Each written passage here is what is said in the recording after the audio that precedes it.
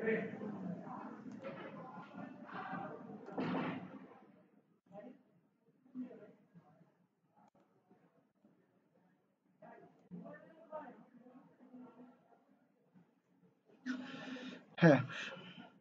সময়ের ব্যাপারে যেটা বলতে চাচ্ছিলাম আর কি, এই সময়ের বিষয়টাতে আপনাদের মাথায় রাখতে হবে, ভালো করে খেয়াল করতে হবে। তো আমাদের সময় আমরা অ্যাডমিশনের ওই শর্ট কোর্সের সময় পাইতাম হচ্ছে 4 মাসের মতো। সাদিকুল ভাই আপনি একটু মিউট করেন, ওকে করছে। তো এখন কথা হচ্ছে যে আপনারা আসলে কত মাস সময় পাবেন, আপনাদের জন্য সময় থাকবে কিনা এটা কিন্তু দেখবে না বিশ্ববিদ্যালয়, এটা দেখবে না যে আগে শর্ট কোর্সেরা 10 মাস 11 মাস 12 মাস সময় পাইতো, কিন্তু আপনারা 4 মাস 5 মাস পাচ্ছেন, এটা দেখবে না। তো যদি আমাদের জুলাই মাসে যদি পরীক্ষা হয়ে যায়, জুলাই মাসে যদি পরীক্ষা হয়ে যায়, শুনতেছি যে ফাইনাল ইয়ারদের তো পরীক্ষা হচ্ছে ডুয়েটে, এরপরে সে ফার্স্ট ইয়ার সেকেন্ড ইয়ার যারা যারা আছে তাদেরও পরীক্ষা ঈদের পরে নিয়ে নেবে। মানে আপনাদের পরীক্ষা ঈদের আগে শেষ হবে, ঈদের পর পরই আবার ওদের পরীক্ষা নেওয়া শুরু করবে। তো যদি ওদের পরীক্ষাটা ওইরকম সময় মতো একবারে নিয়ে নেয়, ওদের পরীক্ষাটাও যদি একেবারে ওইরকম সময় মতো নিয়ে নেয়, তার মানে কি বোঝা যাচ্ছে যে পরীক্ষা এবং ক্লাস কিন্তু ডুয়েট কন্টিনিউ করতেছে। সুতরাং যদি ক্লাস এবং পরীক্ষা যদি কন্টিনিউ করতে পারে, তাহলে পরবর্তী বছরে গিয়ে ওইরকম জুলাই মাসে বা তার একটু আগে অথবা তার একটু পরেই পরীক্ষা হবে, এটাই পসিবিলিটি। তো এখন কথা হচ্ছে যে পরীক্ষা তো জুলাই মাসে, আমরা ধরে নিই যে জুলাই মাসে অথবা জুলাই অগাস্টই ধরে নিলাম প্রয়োজনে, যে অগাস্ট মাসে ধরেন আমাদের পরীক্ষা হলো ডুয়েট অ্যাডমিশনে, আপনাদের সময় আপনাদের পরীক্ষার কথা বলতেছি। কিন্তু জুলাই মাস তো, জুলাই মাস আসতে তো আর 1 মাস, আর ওইদিকে অগাস্ট মাস, মানে মাঝখানে তো টোটাল সময় থাকতেছে 1 বছর। ডুয়েট অ্যাডমিশনে একবার হওয়ার পরে আর একবার হওয়ার জন্য টোটাল ডুয়েট অ্যাডমিশনের জন্য সময় থাকতেছে 1 বছর। তো 1 বছর হলো আমাদের টোটাল সময়, কিন্তু আপনারা তো এখনো ষষ্ঠও শেষ করেননি, সপ্তমও শেষ করেননি। তো সপ্তম না শেষ করা পর্যন্ত তো আর অ্যাডমিশনে আসতে পারবেন না। তাহলে দেখা গেছে ষষ্ঠ পর্ব যদি আপনাদের ধরলাম আমি কথার কথা, যে সামনের সপ্তাহে আপনাদের ইয়ে খুলে দিল, কি বলে, পলিটেকনিক খুলে দিল, আপনাদের ষষ্ঠ পর্বের পরীক্ষা নিয়ে নিল, সাপোজ কথার কথা। তো আপনাদের যদি পরীক্ষা নিয়ে নেয় সামনের সপ্তাহে, তাহলে পরীক্ষা নিয়ে নেবে ষষ্ঠ পর্বের। আর ষষ্ঠ পর্বের পরীক্ষা হওয়ার পরে সপ্তম যে একটা পর্ব থাকবে, এই সপ্তম পর্ব তো এখন সেমিস্টার করছে 4 মাসে, 4 মাসে ক্লিয়ার করে দেওয়ার কথা, তারপরেও তো 4 মাসে আসলে ক্লিয়ার করা কিন্তু কঠিন ব্যাপার, কারণ পরীক্ষা নিতেই আপনাদের 1 মাস লেগে যায়। তারপরেও আমি ধরলাম যে 4 মাসে আপনাদের ওই সেমিস্টারটা শেষ করে দিল। তাহলে যদি এই যে আমার জানুয়ারি ফেব্রুয়ারি মার্চ এপ্রিল মে মাসে ধরেন, মে মাসের ভিতরে আপনাদের ষষ্ঠ পর্ব সব কিছু শেষ হয়ে গেল, জানুয়ারি ফেব্রুয়ারি মার্চ এপ্রিল মে, হ্যাঁ মে মাসের ভিতরে সবকিছু আপনাদের শেষ হয়ে গেল, জুন মাস থেকে ধরেন সপ্তম পর্বের ক্লাস শুরু হলো বা কার্যক্রম শুরু হলো। তাহলে June July August September, September আপনাদের লাগতেছে, সেপ্টেম্বর বা অক্টোবর লাগতেছে আপনাদের শুধুমাত্র পলিটেকনিক্যালের সপ্তমের কার্যক্রম শেষ হতে। এরপরে সেপ্টেম্বর যদি লাগে, তাহলে অক্টোবর নভেম্বরের দিকে আপনারা আসতেছেন গাজীপুরে, অক্টোবর নভেম্বরে, যদিও তার কোনো সম্ভাবনা নাই, কারণ পলিটেকনিক যে সামনের সপ্তাহে পরীক্ষা নিবে বললেই তো আর নিল না, এটা কবে নিবে আল্লাহ জানে। তো সব মিলাই আপনারা দেখা গেছে যে আমার কাছে কেন যেন মনে হয় সর্বোচ্চ হলে 6 মাসের মতো সময় পাবেন আপনারা, মানে ডুয়েট অ্যাডমিশন দেওয়ার জন্য আপনারা 6 মাসের মতো বা আর একটু বেশি সময় পেতে পারেন। এটা কিন্তু আমার একবারে ব্যক্তিগত একটা অ্যাজাম্পশন, এটা সত্য হইতে পারে মিথ্যা হইতে পারে, এটা আমার জাস্ট ধারণা, আমার পসিবিলিটি যেটা সেটা আমি বলতেছি। তো যদি এরকম 6 মাস 6.5 মাস সময় পান, তাহলে আবার অ্যাডমিশন কিন্তু আবার আমাদের সময়ের মতো অ্যাডমিশন হয়ে গেল। আমরা যেরকম শর্ট করে দিতাম 4 মাসে, আপনারা এখন দিয়ে দিবেন সর্বোচ্চ 6 মাসে। কিন্তু এখন যারা রানিং পরীক্ষা দিতেছে এরা কিন্তু 10 মাস 11 মাস করে সময় পাইতো। 10 মাস 11 মাস সময় পাওয়ার পরে যদি একজন ভালো স্টুডেন্ট ভালো করে পড়ালেখা করে, তাহলে তার সাথে শর্ট কোর্স আর লং কোর্সের কোনো পার্থক্য থাকে না, যার কারণে বর্তমান সময়ে শর্ট কোর্সের চান্সের পরিমাণ কিন্তু অনেক বেশি, অনেক বেশি আনুপাতিক হারে অনেক বেশি চান্স পাই। কিন্তু আপনাদের ক্ষেত্রে যদি সময়টা কমে আসে, তাহলে কিন্তু আবার চান্সের পরিমাণ কমে যাবে। তো সেক্ষেত্রে আমি যেটা বলতে চাচ্ছি যে যেটাই হোক না কেন, আমরা এই যে 4টা 5টা মাস, আমি সেদিন একটা আপনাদের সাথে কনফারেন্স করছি, ওখানে অনেকেই ছিলেন অনেকে ছিলেন না, আমাদের একটা আমি ডিটেলস বলছি একেবারে যে কিভাবে কি পড়লে কোনটা সুবিধা পাবেন কোনটা অসুবিধা পাবেন, সবকিছু বলছি। এরপরে আমরা মোটামুটি একটা সিদ্ধান্ত নিয়েছিলাম যে তাহলে আমরা যদি ডিপার্টমেন্টের পার্টটুকু মোটামুটি শেষ করতে পারি, ডিপার্টমেন্টের পার্টটুকু যদি শেষ করতে পারি, কেন ডিপার্টমেন্টের পার্টটুকু শেষ করব সেটাও বলি। গাজীপুরে আসার পরে প্রত্যেকটা কোচিং এ শুরুতে কোচিং শুরু হয় নন ডিপার্টমেন্ট দিয়ে। তো নন ডিপার্টমেন্ট অন্যান্য আপনার সাথে কম্পিটিশন তারা আমি করবো না, আপনার সাথে কম্পিটিশন করবে অন্যান্য কোচিং এ যে স্টুডেন্ট গুলো থাকবে তারা, তাদের সাথে আমাদের কম্পিটিশন করতে হবে, মানে সেরকম ভাবে আমাদেরকে তৈরি হইতে হবে। তো ধরেন যথারীতি অন্য কোচিং এবং আপনারা বা যে যেখানেই ভর্তি হন না কেন, মনে করেন যে নন ডিপার্টমেন্টের ক্লাস শুরু হয়ে গেল কোচিং এ, তো নন ডিপার্টমেন্টের ক্লাস শেষ করার জন্য কিন্তু এইরকম 6 মাস 7 মাস সময় লাগবে। শেষ করে মোটামুটি সবকিছু গোছাইতে টোছাইতে এরকম 6 মাস 6 মাসের মতো সময় লাগবে।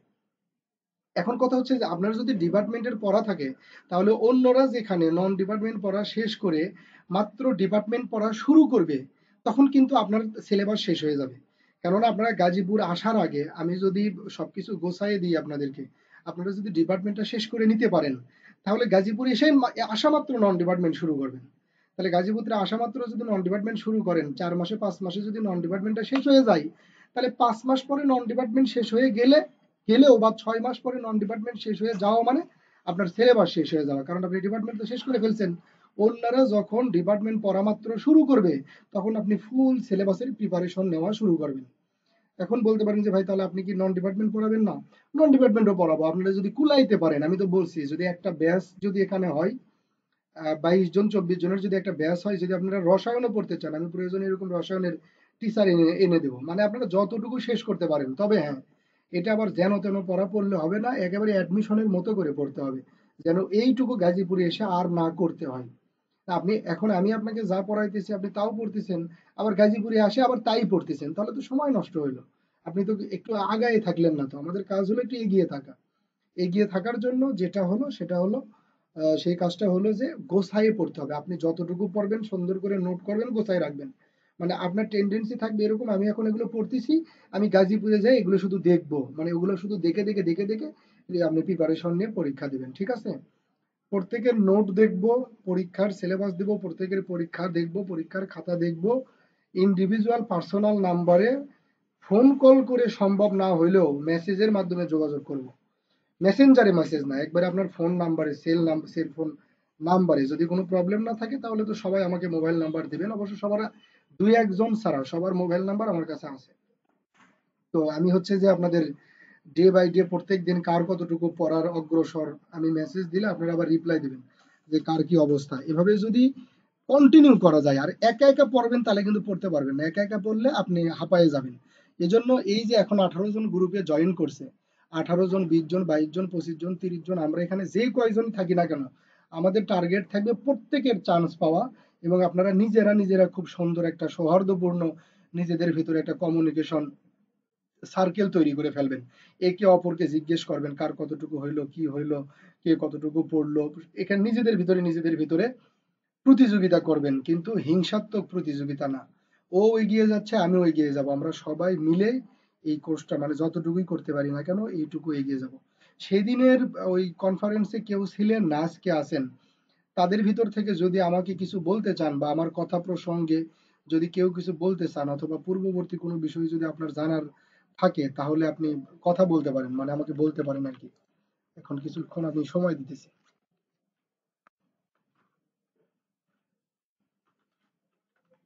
কেউ কিছু বলতে চাইলে বলতে পারেন।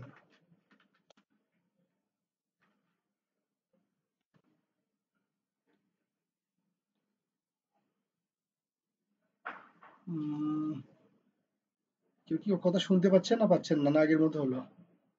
না বললে না বলেন, সেটা ভিন্ন বিষয়, কিন্তু আমি আপনাদের কথা শুনতে পাচ্ছি না। আচ্ছা, ও আচ্ছা, যাই হোক। আমি ভাবছি যে আপনাদের কথাই শুনতে পাচ্ছি না নাকি। যাই হোক, আমি কথা শুনতে পাচ্ছি। তো দেখেন এই ডিসপ্লেতে একটা স্ক্রিন দেখা যাইতেছে, সবাই দেখতে পারতেছেন তো, তাই না?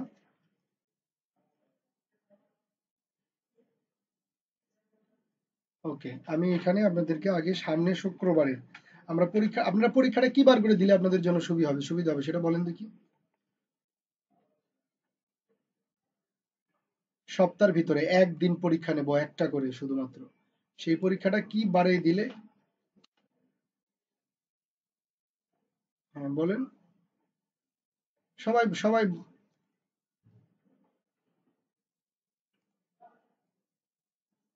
ভাই, আমার চিন্তা বাদ আপনারা নিজেদের চিন্তা করেন।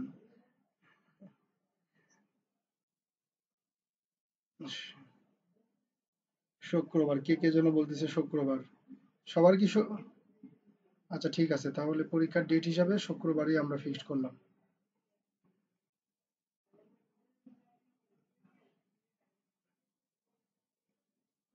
এটা একটু আমার উপরে ছেড়ে দিতে হবে। আর পরীক্ষার বিষয়টা আপনারা দিনে দেন বা রাতে দেন, এটাতে প্রবলেম হবে না, কেননা কারণ আমি তো আপনাদের প্রশ্ন দেখা গেছে আজকে আমি শিডিউল দিচ্ছি, আমি আজকেই প্রশ্ন আপলোড করে দিতে পারি। প্রশ্ন আপলোড করে দিলেও শিডিউলে যদি আমি আপলোড করে দিই, তাহলে আমি ঠিক যেই তারিখে যেই কয়টার দিকে প্রশ্নের কথা বলবো, আপনারা সেই তারিখে সেই কয়টার দিকেই প্রশ্নের ইয়ে দেখতে পারবেন, মানে কি বলে, প্রশ্নটা দেখতে পারবেন। প্রশ্নটা হবে গুগল ক্লাসরুমে। গুগল ক্লাসরুম যারা এর আগে ব্যবহার করছেন তাদের ক্ষেত্রে তো কোনো সমস্যা নাই। যারা করেননি তারা ইউটিউবে একটা ছোট ভিডিও দেখে নেবেন যে কিভাবে গুগল ক্লাসরুমে পরীক্ষা দিতে হয়। আপনি আপনার খাতাতে লিখবেন, লেখার পরে ছবি উঠাবেন, ছবি উঠায়ে অনেক অ্যাপস আছে, ছবিগুলোকে একসাথে পিডিএফ করা যায় একসাথে। তো একসাথে পিডিএফ করে ফেলবেন, ঠিক আছে? এখানে একটা অনেকগুলোই আছে, পিএইচজেড 2021, আমি আপনাদের নিয়ে কার্যক্রম এর আগে একটু শুরু করছিলাম। এই পিএইচজেড 2021-এ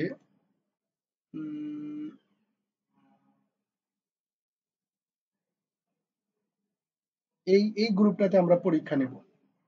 তো এই গ্রুপটাতে পরীক্ষা নেওয়ার জন্য এই যে আপনার এই স্ক্রিনের ডিসপ্লেতে যেটা দেখতে পাচ্ছেন, এই কোডটা দিয়ে আপনাকে গুগল ক্লাসরুমে জয়েন করতে হবে। মানে গুগল ক্লাসরুমে আসার সাথে সাথে আপনার কাছে একটা কোড জানতে চাবে। পরে যদি আপনি এই কোডটা যদি দিয়ে দেন, তাহলে আপনাকে আমার ক্লাসরুমে জয়েন করাই দিবে। ওইখানে জাস্ট আপনি যে পরীক্ষাটা দিবেন সেই পরীক্ষার পিডিএফটা আপলোড করে দিবেন।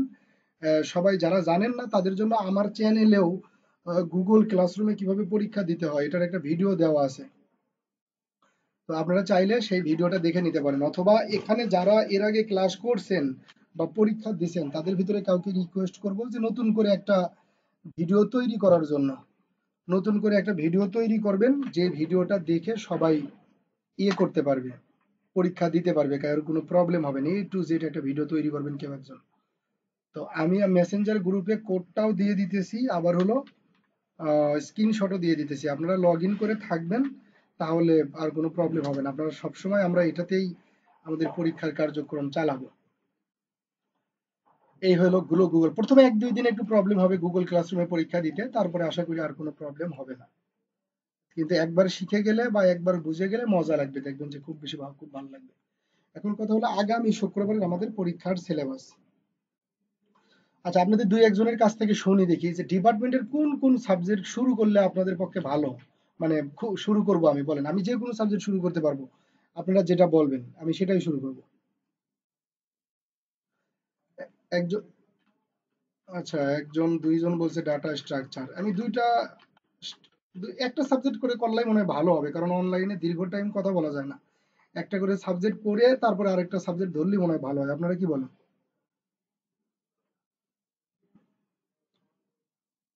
না, ওইভাবে ভাই মিলাইয়েন না, তাহলে দুই দিকে সুবিধা হবে, তো বেশি সুবিধা মনে করেন যে স্বাস্থ্যের জন্য ক্ষতিকর।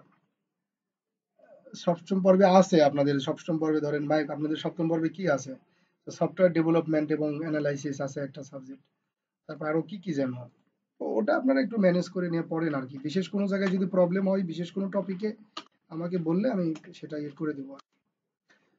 তো আমরা ডাটা স্ট্রাকচারটা দিয়ে শুরু করতে পারি। এই সাবজেক্ট থেকে কম করে হলেও 10 মার্ক অথবা 15 মার্কের মতো অ্যাডমিশনে থাকবে। আর 10 মার্ক মানে বহু কিছু। তো এটার আবার ম্যাক্সিমাম জিনিসগুলো, আচ্ছা, এই যে সুমাইয়া নামে কি মনে হয় যে গ্রুপে একজন, উনি কি ক্লাসে জয়েন করেনি? উনি তো জিজ্ঞেস করতেছে যে কি এটা। আচ্ছা, যাই হোক, ওনাকে কেউ একজন পারলে একটু গ্রুপে রিপ্লাই দেন যে আমরা ক্লাসে আছি, অনেকেই আছি, আমরা হচ্ছে যে কি করতেছি ওনাকে একটু বলেন। যেটা বলতেছিলাম ডাটা স্ট্রাকচার, এই ডাটা স্ট্রাকচারটা আবার ম্যাক্সিমাম আপনাদের কাছে পরিচিত জিনিস, একেবারে পরিচিত লাগবে। এখন এই এখানেই হলো সমস্যা যে পরিচিত জিনিস দেখে আর পড়বেন না।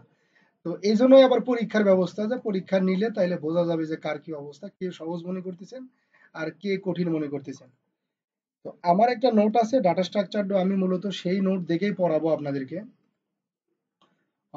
এর বাইরেও আপনারা যে কোনো বই থেকে পড়তে পারেন, শুধুমাত্র যেটা করবেন সেটা হলো যে আমি যে টপিকগুলো আপনাদেরকে পড়াবো, আমি যে টপিকগুলো পড়াবো সেই টপিকগুলো ফলো করবেন। যে আপনি যে কোনো বই থেকে পড়লে ওই টপিক ধরে ধরে ধরে ধরে ওইগুলো পড়বেন। আমাদের নিজেদের একটা গ্রুপ ছিল, ওই গ্রুপে অনেকেই নাই। স্বপ্ন যখন ডুয়েট 2020-21 না 21-22 এরকম একটা গ্রুপ ছিল, ওইখানে আমি দুইটা সাবজেক্টেরই নোট শেয়ার করছিলাম। ডিসক্রিট ম্যাথমেটিক্স এবং ডাটা স্ট্রাকচারের নোট শেয়ার করছিলাম। আমি আপনাদেরকে বলছিলাম এগুলো লিখে রেডি করে রাখার জন্য। আপনারা রেডি করছেন কিনা আমি জানি না, যদি কেউ করে না থাকেন তাহলে এখন নিজেরা ওইটা প্রিন্ট দিয়ে নেবেন অথবা নিজে একটু কষ্ট করে খাতাতে লিখে নেবেন। আমি রিকোয়েস্ট করব প্রিন্ট না দেওয়ার জন্য, নিজেরাই খাতাতে লিখে নেবেন, তাহলে ভালো হবে। ওই গ্রুপের লিঙ্কটা কেউ দিতে পারবেন আমাকে?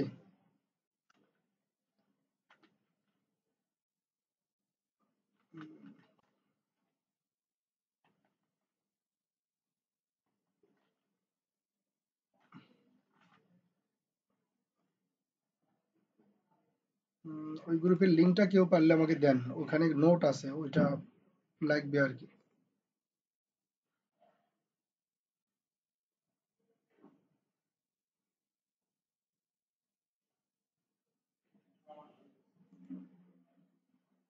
হ্যাঁ, ক্লাস রেকর্ড হচ্ছে, ক্লাস তো শুরুই হয়নি। আচ্ছা, পাইছি আমি গ্রুপ। আমার পিসি একটু slow।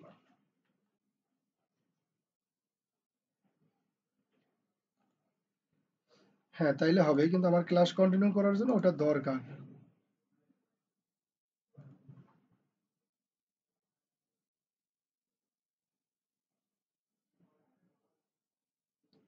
টপিক ধরে ধরে পড়লে টপিক আপনাদের পড়া আপনাদের ভাল লাগবে আর কি পড়াশোনাটা, যদি টপিক ধরে ধরে পড়া যায়। আর যদি আমি আমার মতো করে পড়াই যাই তাহলে এলোমেলো মনে হবে, তখন ভালো লাগবে না পড়াশোনা, আর ওটা পড়ে লাভও হবে না। কারণ আমাদের মেইন কাজই হলো যে আমরা গোছাই গোছাই পড়বো, যা পড়বো তা যেন ভবিষ্যতে মনে থাকে, এখানে এসে যেন আর পড়া না লাগে সেই ব্যবস্থাটা করতেছি আমরা। একটু অপেক্ষা করেন সবাই, 1-2 মিনিট অপেক্ষা করেন।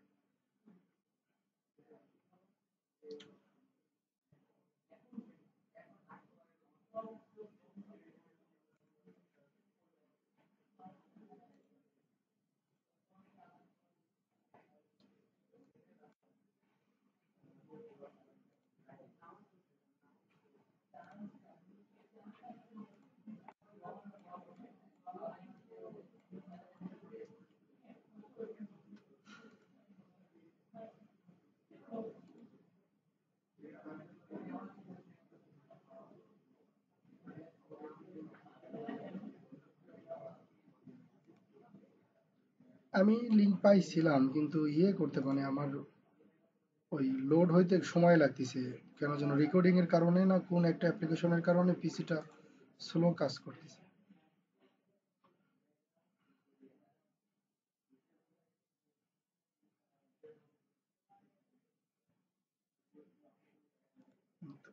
লোড হইতেছে, সময় নিতেছে।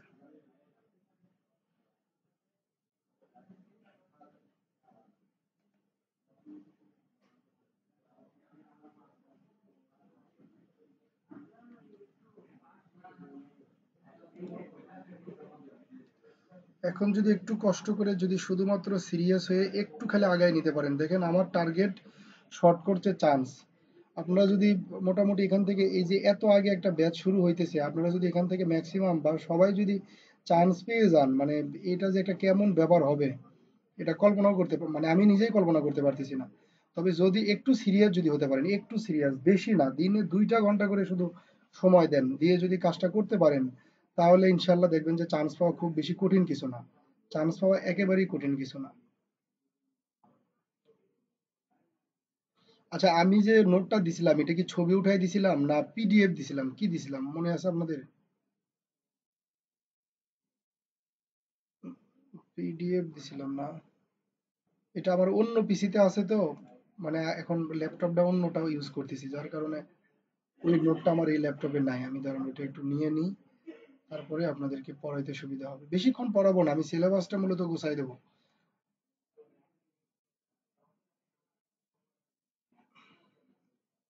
তারপরে আমি যদি আরেকটু ফাঁকা হই, ওই 15 তারিখে কি বলে, আমার এখানে 3টা মডেল পরীক্ষা আছে পুরো অ্যাডমিশনের। একটা হলো 12 তারিখ, 22 তারিখ, ওই যে ডাটা স্ট্রাকচারের নোট এটা। 12, 22 আর হচ্ছে যে কি বলে 30 তারিখ, হ্যাঁ। তো আমি একটু কোচিং এর কাজটা আর একটু পাতলা হওয়ার পরে যদি আপনারা নন ডিপার্টমেন্ট ধরেন ম্যাথের যদি কোনো ইউনিট পড়তে চান সেটাও পড়াইতে পারবো। আমি সম্ভবত জুলাই মাস থেকে একটা ফিজিক্সের ব্যাচ শুরু করব। তো তখন দেখা গেছে যে যদি আপনারা ফিজিক্সও পড়তে চান, হয়তো বা ওই গ্রুপে সরাসরি অ্যাড করতে পারবো না, হয় আপনাদেরকে আলাদা গ্রুপে ক্লাস নিব, অথবা ওই ক্লাসের ভিডিওগুলো আমি আপনাদেরকে দিব। অনেক কিছু পড়তে পারবেন, সেটা নির্ভর করতেছে আপনাদের উপরে, আপনারা কেমন সিরিয়াস থাকবেন সেটার উপরে, পড়াশোনার ব্যাপারে কে কতটা সিরিয়াস।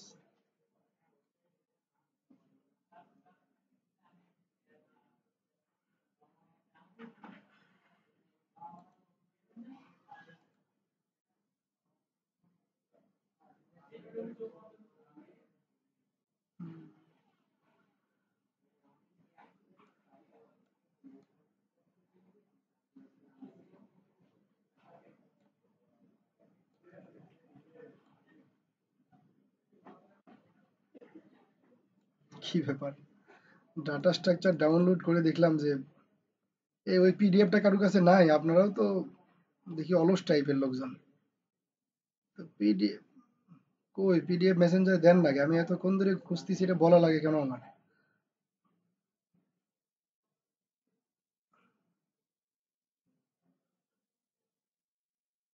কই দিছে, ইনবক্সে দিছে না গ্রুপের মেসেঞ্জারে দিছে, কই দিছে?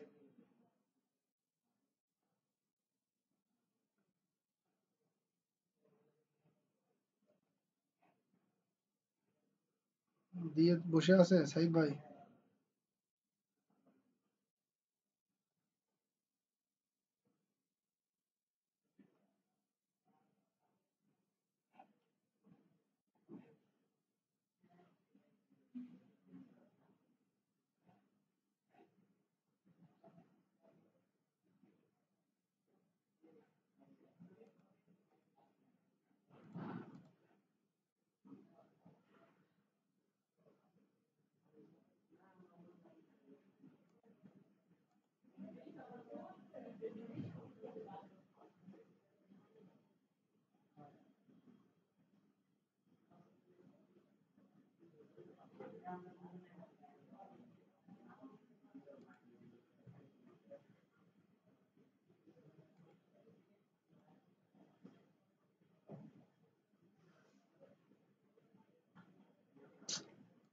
সাংঘাতিক বিরক্ত লাগতেছে আমার।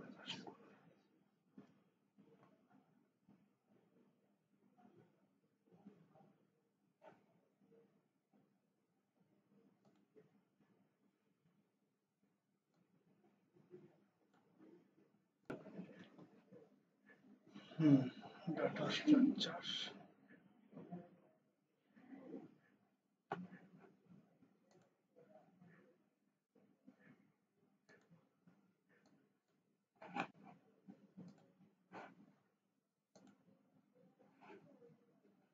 হ্যাঁ, এই নোটটা আপনারা একটু লিখে নেবেন, বা যে কোনো জায়গা থেকে ম্যানেজ করে নিয়ে পড়বেন আর কি।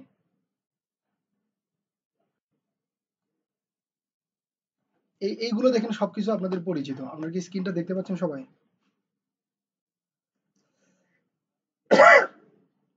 ওকে। তো এখানে যে স্ক্রিনটা দেখতে পাচ্ছেন, এগুলো কিন্তু সব আপনাদের পরিচিত, এখানে মানে আমার করানোর অনেক কিছু নাই।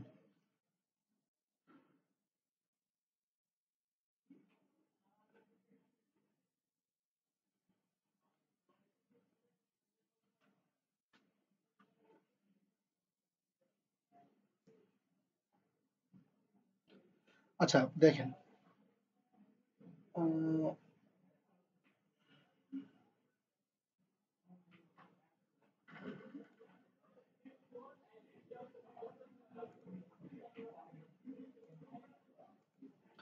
এগুলো এগুলো আপনারা পড়ছেন না, এই যে ডাটা স্ট্রাকচার কাকে বলে, এটা কি আমার নতুন করে বলার কিছু দরকার আছে? বলেন, এগুলো কি মানে আপনাদের ভিতরে কি এরকমও আছেন যে এগুলো মোটামুটি একেবারে আমাকে প্রত্যেকটা লাইন বলতে হবে, এরকম কি বিষয় না? মোটামুটি শুধুমাত্র যেগুলো জায়গায় একটু লজিক্যাল ম্যাথমেটিক্যাল বিষয় সেগুলোতে বললে হবে? আর যেভাবে বলবেন, আমি কিন্তু, আমার কিন্তু কোনো তাড়াহুড়া নাই। আপনারা যদি বলেন যে ভাই একটু টাচ দিয়ে যান, প্রত্যেকটা জিনিসই একটু একটু করে বলে বলে সামনের দিকে যান, তাহলে কিন্তু আমি বলে বলেই যাব, ঠিক আছে? আর যদি মনে করেন যে না ভাই, এগুলো আমরা জানি, এগুলো পড়ানোর দরকার নেই, এখন আপনাদের কার অবস্থা মানে অবস্থা কেমন এটা তো আর আমি জানি না। এখানে আবার ধরেন আমি সবকিছু বলা শুরু করে দিলাম, ধরেন অনেকের আবার বিরক্ত লাগতেছে হয়তো, বা যে এগুলো তো পড়ার মতো কি আছে, এগুলো তো পড়ছি। এজন্য আপনারা একটু আমাকে পরামর্শ দেন যে আমি আসলে কি করব। আমি কি প্রত্যেকটা জিনিস সম্পর্কে বলে বলে যাব সামনের দিকে, নাকি মোটামুটি যে জায়গায় লজিক্যাল শুধু সেগুলো কথা বলবো?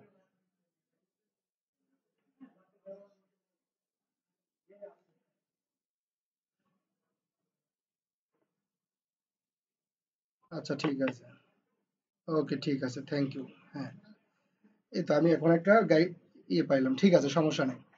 ডাটা স্ট্রাকচার, ডাটা স্ট্রাকচার জিনিসটা কি? আরেকটা বিষয় দেখেন, ডুয়েটে কিন্তু একেবারে হুবহু খালি ওই রকমই প্রশ্ন আসবে তা না।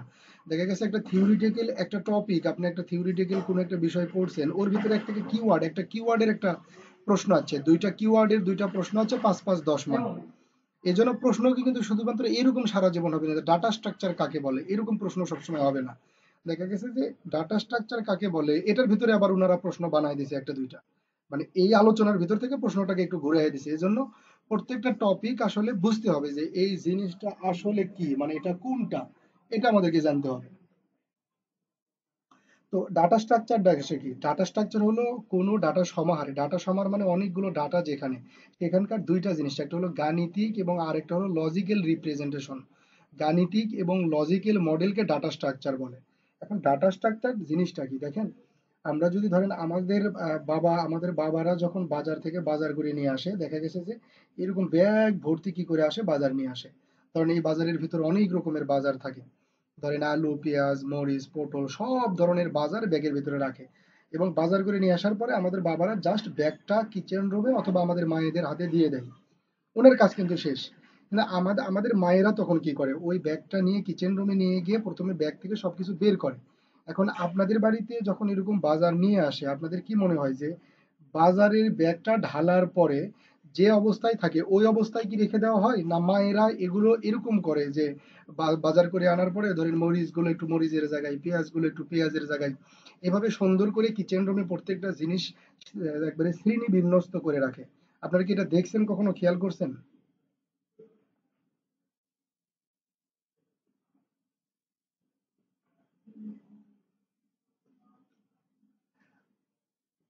আচ্ছা, তো এখন যদি আমি আপনাকে প্রশ্ন করি যে আপনি এই অযথায় এই অতিরিক্ত কাজটুকু কেন করছেন? আপনার বাজার তো সব আপনার রুমেই ছিল, ওগুলো তো আর আমি নিতে যাইতাম না বা অন্য কেউ নিতে যাইতো না। আর ওগুলো তো আপনি নিজেও কি করবেন, ধরেন রান্না বান্নার কাজে তো ওখান থেকেই নিতে পারতেন। কিন্তু আপনি এটা করলেন কেন? আপনি এই যে এগুলো আলাদা আলাদা করে। হ্যাঁ,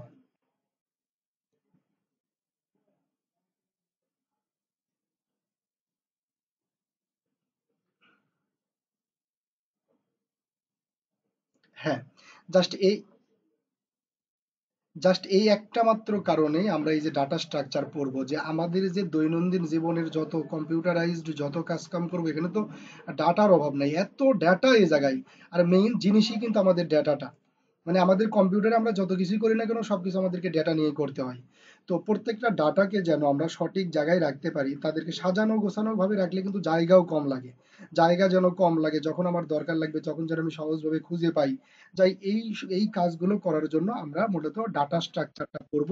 এবং এই কাজগুলো কত ভালোভাবে করা যায়, কত সুন্দরভাবে করা যায়, এইটুকু আলোচনা করা হবে আমাদের ডাটা স্ট্রাকচার এই সাবজেক্টের ভিতরে। তো ডাটা স্ট্রাকচার আবার দুই ধরনের, একটা হলো লিনিয়ার ডাটা স্ট্রাকচার আর একটা হলো নন লিনিয়ার ডাটা স্ট্রাকচার। একটা কথা মনে রাখবেন, এই লিনিয়ার শব্দটা যেখানে যেখানে দেখবেন, এই লিনিয়ার শব্দটা যেখানে যেখানে দেখবেন, আর এই নন লিনিয়ার শব্দটা যেখানে যেখানে দেখবেন, লিনিয়ার মানেই হলো বই পুস্তকের মতো কিছু গ্রামার থাকবে, কিছু আর্টিকেল থাকবে, কিছু রুলস রেগুলেশন থাকবে। মানে লিনিয়ার ডাটা স্ট্রাকচার হলো সেই ডাটা স্ট্রাকচার যেখানে কিছু লিনিয়ার, মানে যেখানে কিছু রুলস থাকবে, আপনি যা খুশি তাই করতে পারবেন না। যেমন ধরেন আপনি যখন আজকে বাজারের ব্যাগের পণ্যগুলো আপনি সুন্দর করে সাজাইছেন, তখন কিভাবে সাজাইছেন ইচ্ছা মতো, এখানে অত চিন্তা ভাবনা করেননি। কিন্তু যদি এটা লিনিয়ার হয়ে থাকতো তাহলে আপনাকে বলে দেওয়া থাকতো যে এত স্কোয়ার ফিট জায়গা, এই স্কোয়ার ফিটের ভিতরে তোমার কাজটা শেষ করতে হবে, এই কয়টা অংশে বিভক্ত করতে হবে, এইভাবে তুমি করতে পারবা, এভাবে রুলস রেগুলেশন একবারে বলে দেওয়া থাকতো। তো লিনিয়ার মানে হলো সেই কাজটা কোনো রুলস রেগুলেশনের মাধ্যমে করা হয়। আর নন লিনিয়ার মানে হলো যেন তেন, মানে আপনি শুধু রাখলেই হয়েছে, এটা হলো নন লিনিয়ার।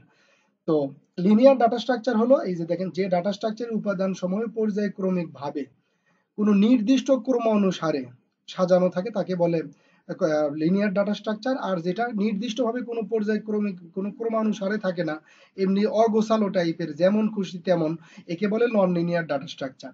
তো আমরা এই ডাটা স্ট্রাকচার সাবজেক্টে যা পড়বো, এই ডাটা স্ট্রাকচার সাবজেক্টে আমরা যা যা পড়বো, এই সবগুলো হলো লিনিয়ার ডাটা স্ট্রাকচার পড়বো আমরা এখানে। মানে এই সাবজেক্টের ভিতরে আমরা যা যা পড়বো সব কিছু থাকবে আমাদের লিনিয়ার ডাটা স্ট্রাকচার অন্তর্ভুক্ত। কি কি? Stack, queue, link list, array, এগুলো হলো লিনিয়ার ডাটা স্ট্রাকচার। আর নন লিনিয়ার ডাটা স্ট্রাকচার কি? ডিসক্রিট ম্যাথমেটিক্সে আমরা যেগুলো পড়বো সেগুলো হলো non linear data structure. Discrete ম্যাথমেটিক্সের ভিতরে কি আছে? ট্রি আছে, গ্রাফ আছে, এগুলোকে আমরা নন লিনিয়ার ডাটা স্ট্রাকচার বলবো। এই কথাগুলো কি বুঝতে পারছেন? লিনিয়ার ডাটা স্ট্রাকচার এবং নন লিনিয়ার ডাটা স্ট্রাকচার। ওকে, এখানে অনেক বেশি গুরুত্বপূর্ণ একটা প্রশ্ন, ইম্পর্টেন্ট, একেবারে very very very very important একটা প্রশ্ন হলো এইটা। ভেরি ভেরি ইম্পর্টেন্ট প্রশ্ন একেবারে, যে লিনিয়ার ডাটা স্ট্রাকচারের অপারেশন। লিনিয়ার ডাটা স্ট্রাকচারের অপারেশন, লিনিয়ার ডাটা স্ট্রাকচারের অপারেশন হলো 6টা: traversing, searching, insertion, deletion, sorting, merging. তো এগুলো আপনাকে এভাবেই লিখতে হবে। এখানে খুবই গুরুত্বপূর্ণ একটা বেসিক টাইপের প্রশ্ন আছে, আপনাকে জাস্ট শুধু বলবে ডাটা স্ট্রাকচার কাকে বলে, এর অপারেশন গুলো বর্ণনা করো। একেবারে একটা প্রশ্নতে 12 অথবা 14 মার্ক দিবে আপনাকে। তাহলে আপনি জাস্ট ডাটা স্ট্রাকচার কাকে বলে সেটা লিখবেন, লেখার পরে জাস্ট এর অপারেশন গুলো সুন্দর করে একটা একটা করে লিখে দিবেন। এখন আমি এক কথায় শুধু বলে যাই, ট্রাভার্স, ট্রাভার্স মানে হলো ভ্রমণ করা। বলছি যে একটা লিস্টে বা আপনার ডাটা স্ট্রাকচারে যতগুলো ডাটা আছে, সেটা লিস্ট আকারে থাকুক, স্ট্যাক আকারে থাকুক, কিউ আকারে থাকুক, যেভাবেই থাকুক না কেন, প্রত্যেকটা থেকে প্রত্যেকটা যেন আপনি এক্সেস করতে পারেন, মানে একটা থেকে আরেকটাতে যেন এক্সেস করতে পারেন, মানে প্রত্যেকটাতে যেন আপনি ভ্রমণ করতে পারেন, এটাকে বলতেছে ট্রাভার্সিং। সার্চিং জিনিসটা আমি বলবো না, এটা আপনারা সবাই জানেন যে কত সহজে কি করা যায়, খুঁজে বের করা যায়। ইনসারশন, এটাও আপনি জানেন যে একটা ডাটা স্ট্রাকচার কোনো একটা নতুন ডাটা যদি রাখি তাহলে তাকে বলে ইনসারশন। ডিলেশন জানেন, শর্টিংও জানেন। শর্টিং মানে হলো সাজানো, ছোট থেকে বড় অথবা বড় থেকে ছোট অথবা কোনো একটা ক্রমানুসারে সাজানো রাখাকেই শর্টিং বলে। মার্জিং, এই বিষয়টা বলি। আপনারা এমএস ওয়ার্ডে টেবিলের কাজ করছেন, মনে করেন যে এটা একটা যদি টেবিল হয় আর এরই সাথে মনে করেন যে আরেকটা টেবিল হলো, এটা আরেকটা টেবিল। এখানে কিন্তু দুইটা টেবিল, এখানে দুইটা টেবিল। তো আমি যদি এরকম মনে করি যে আমি দুইটা টেবিল রাখবো না, যেহেতু একই রকম টেবিল, আমি এই দুটাকে একটা টেবিলে বানাই ফেলবো। তাহলে দেখেন এই যে ভিতরের যে কলামটা, এই যে ভিতরের যে কলামটা, এই কলামটা যদি না থাকে, এই কলামটা যদি শুধুমাত্র আমি উঠাই দিই, তাহলে টেবিলটা দেখতে আমার কেমন হবে? এইরকম হবে না টেবিলটা দেখতে? কি বলেন সবাই?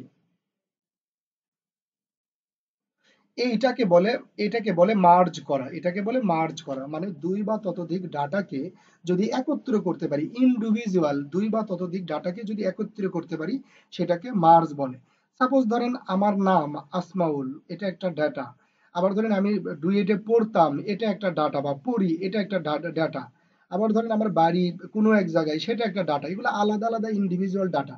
কিন্তু আমি যখন আমার অ্যাড্রেস তৈরি করব, অ্যাড্রেস, এই অ্যাড্রেসও কি একটা ডেটা না? কি বলেন আপনারা? আমার অ্যাড্রেস, এটা কি আমার একটা ডেটা না? তো আমার অ্যাড্রেসের ভিতরে তো সবকিছু আসবে। আগে যেগুলো ইন্ডিভিজুয়াল ছিল, যেমন ধরেন আমার নাম, এটা ইন্ডিভিজুয়াল ছিল। আমার বিশ্ববিদ্যালয়, এটা ইন্ডিভিজুয়াল ছিল, সবকিছু ইন্ডিভিজুয়াল ছিল। কিন্তু যখন আমি আমার অ্যাড্রেসের কথা বলতেছি, তখন ওই ইন্ডিভিজুয়াল জিনিসের সমন্বয়ে কি তৈরি হইতেছে? অ্যাড্রেস তৈরি হইতেছে। মানে ওরা কিন্তু এখন একত্র হিসেবে কাজ করছে, মানে আমি তাদেরকে মার্জ করে ফেলছি। এই জিনিসটা কি বুঝছি সবাই? ওকে, এগুলো আপনারা উপরের গুলোতে বেশি কথা বললাম না, কারণ এগুলো মোটামুটি আপনাদের অনেকটুকু আগে থেকে জানা। এগুলো একটু মুখস্থ করতে হবে। দেখেন, অপারেশন অন স্ট্যাক, একটা স্ট্যাকের অপারেশন, কিউ এর অপারেশন, স্ট্যাক কি, কিউ কি, এগুলো আমরা পরে পড়বো। এগুলো একবারে মুখস্থ, মুখস্থ করে ফেলবেন। তো উম, উম,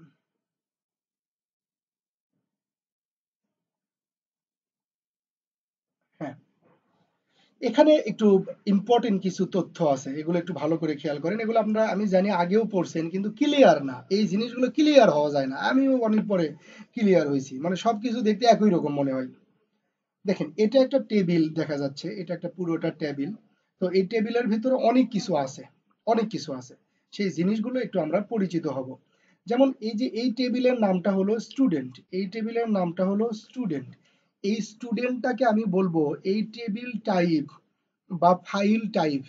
একটা টেবিল অথবা একাধিক টেবিলের সমন্বয়ে একটা ফাইল তৈরি হয়, একটা টেবিল অথবা একাধিক টেবিলের সমন্বয়ে একটা ফাইল তৈরি হয়। তাহলে এই টেবিলটা হলো, এই স্টুডেন্টটা হলো ফাইল টাইপ, মানে এটা একটা স্টুডেন্ট টাইপের ফাইল। এরপরে হেডিং যেগুলো দেখতে পাচ্ছেন, হেডিং, নেম, ফার্স্ট নেম, তারপরে হচ্ছে যে এটা লাস্ট নেম হওয়ার কথা, মেইন নেম মনে হয় বলছি নাকি, যাই হোক, অ্যাড্রেস, কোর্স, ইয়ার, এই হেডিং যেগুলো এগুলোকে এক একটাকে বলে ফিল্ড, এগুলোর এক একটাকে বলে ফিল্ড, যেগুলোর নাম শুনে আসলে বোঝা যায় যে এর ভিতরে কেমন ধরনের ডাটা থাকবে, এগুলোকে এক একটা বলে ফিল্ড। একজন ব্যক্তির বা যে কোনো একটা বিষয়ের ইনফরমেশন, পরিপূর্ণ ইনফরমেশনকে বলে রেকর্ড। যেমন ধরেন, যেহেতু এটা স্টুডেন্ট টেবিল, তার মানে বোঝাই যাচ্ছে যে এই টেবিলের ভিতরে স্টুডেন্টদের ইনফরমেশন রাখা আছে। তাহলে একজন স্টুডেন্টের পরিপূর্ণ ইনফরমেশন এর সবগুলো মিলাই একটা রেকর্ড তৈরি হবে। যেমন ধরেন, 1 নম্বর রোল একজন ব্যক্তি, তার নাম হলো, ফার্স্ট নাম হলো এত, তার লাস্ট নাম হলো এত, সরি নেম হলো এত, ফার্স্ট নাম হলো এত, আর এটা হলো এম নেমতে সাধারণত কি যে ডিপেন্ড করছি আমার মনে হইতেছে না, মাদার নেম হবে সম্ভবত, হ্যাঁ ফাদার নেম আর মাদার নেম সাধারণত ওইভাবে থাকে না টেবিলের ভিতরে, ফার্স্ট নেম আর লাস্ট নেমে থাকে। যাই হোক, মাদার নেম এটা আমারই মাদার নেম, এটা আমার অ্যাড্রেস, এটা হলো আমার কোর্স, এটা হলো আমার ইয়ার, আমি যেই সালে জন্মগ্রহণ করছি। তার মানে কি দেখাই যাচ্ছে, এই যে যেই জিনিসটা, এই পুরোটুকু কি একজন ব্যক্তির পূর্ণাঙ্গ ইনফরমেশন না? তো এজন্য এইটাকে আমরা বলতেছি রেকর্ড। তার মানে 1 2 3 4 5, এই টেবিলটাতে 5টা রেকর্ড আছে, মানে 5 জন ব্যক্তির রেকর্ড আছে, এটা হলো রেকর্ড। আর এই যে এক একটা যে ঘর দেখতেছেন, এগুলো ফিল্ড হোক বা ঘর হোক যেটাই হোক, এগুলো এক একটা ঘরকে বলে টাপল, বলে টাপল, TAUPL, টাপল বলে। তারপরে দেখেন আরো কিছু জিনিস আছে এখানে। আম, এটা হলো, এই যে এখানে দেখেন যেই কয়টা ইয়ে থাকবে, এখানে কলাম কয়টা, খেয়াল করে দেখেন এখানে কলাম কয়টা।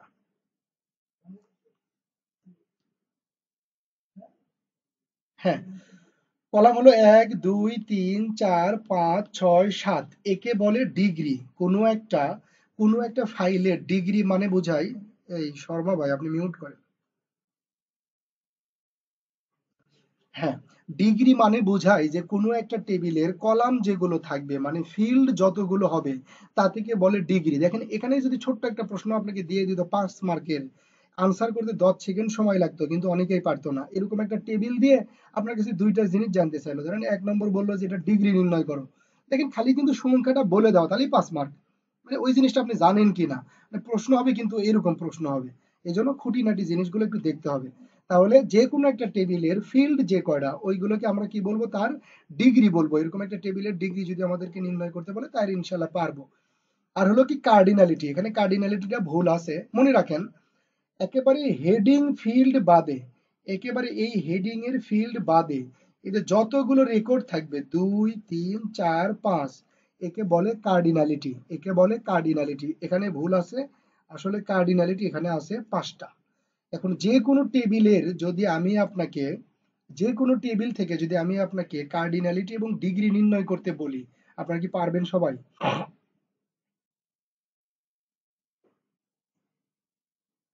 সবাই কি পারবেন? যদি কনফিউশন থাকলে বলবেন আমাকে, যে কোনো বিষয়ে যদি কনফিউশন থাকেন তাহলে আমাকে বলবেন যে ভাই না এটা আমি পারবো না, বা এটা আমি, আমার এই কাজে আমার কখনো বিরক্ত লাগে না, ঠিক আছে? আপনি যত বেসিক লেভেলেই প্রশ্ন করেন, আমার কোনো সমস্যা নেই। তো এরপরে দেখেন আরে দুইটা জিনিস বলি, ওই দুইটা জিনিস আমরা সাধারণত ডাটা বেজে দেখবো, তারপরেও আমি বলে যাই। একটা হলো অ্যাট্রিবিউট আর একটা হলো এন্টিটি, একটা হলো অ্যাট্রিবিউট আর একটা হলো এন্টিটি। যে কোনো স্বতন্ত্র কোনো একটা জিনিসকে আমরা অ্যাট্রিবিউট বলতে পারি। এই যে এই স্টুডেন্টকে আমরা অ্যাট্রিবিউটও বলতে পারি। এই স্টুডেন্টকে আমরা এখন কি বললাম, এই স্টুডেন্টকে বললাম ফাইল নেম বা ফাইল টাইপ, কিন্তু এই স্টুডেন্টকে আমরা অ্যাট্রিবিউটও বলতে পারি, এটা অ্যাট্রিবিউটও। এবং এন্টিটি কি, একটা অ্যাট্রিবিউটের সাথে যতগুলো বৈশিষ্ট্য জড়িত তাদেরকে এন্টিটি বলে। যেমন ধরেন আসমা, মানে স্টুডেন্ট, ধরেন আসমাউল, আমি একটা স্টুডেন্ট, আমি হলাম অ্যাট্রিবিউট। তাহলে ধরেন student name, student role, student registration number, এগুলো সব হবে তার এন্টিটি। কোনো একটা পূর্ণাঙ্গ স্বতন্ত্র জিনিসকে বলে অ্যাট্রিবিউট এবং তার বৈশিষ্ট্যকে বলে এন্টিটি। মনে থাকবে তো এগুলো, তাই না? মনে না থাকলেও ভিডিও তো দেখবেন, ভিডিও দেখে দেখে ছোট ছোট ছোট ছোট করে লিখে রাখবেন। তো ভাই দেখেন এগুলো আমরা পড়ে ফেলছি, আমরা রেকর্ড পড়ে ফেলছি, ফাইল, ডিগ্রি, কার্ডিনালিটি, এগুলো আমরা পড়ে ফেলছি। এখন যদি নিচের দিকে যাই, এই যে ডেটা, ডেটা সম্পর্কে আপনারা সবাই জানেন। আমরা আসলে আমাদের দুই চোখ দিয়ে যা কিছু দেখি অথবা যা কিছু শুনি অথবা যা কিছু অনুভব করি সবই ডাটা। মানে এই বস্তু জগতের ভিতরে যা কিছু আছে সবকিছু হলো ডাটা। এখন ইনফরমেশনটা কি? ইনফরমেশন হলো এই ডাটার, যদি কোনো একটা ডাটার যদি অর্থ প্রকাশ করা যায়, সব ধরনের ডাটার অর্থ প্রকাশ হয় না। যেমন ধরেন মনে করেন যে রহিম ভাত, রহিম ভাত এটা কিন্তু কোনো একটা অর্থ প্রকাশ করলো না, ঠিক আছে? সুতরাং এটা একটা ডাটা হতে পারবে, কিন্তু রহিম ভাত এটা কোনো ইনফরমেশন হতে পারবে না। রহিম ভাত খেতে যাচ্ছে, এটা একটা পূর্ণাঙ্গ ইনফরমেশন। মানে ডাটা অর্থবোধক এবং অনর্থবোধক হতে পারে, কিন্তু ইনফরমেশন গুলো সবসময় কি হবে? অর্থবোধক হবে।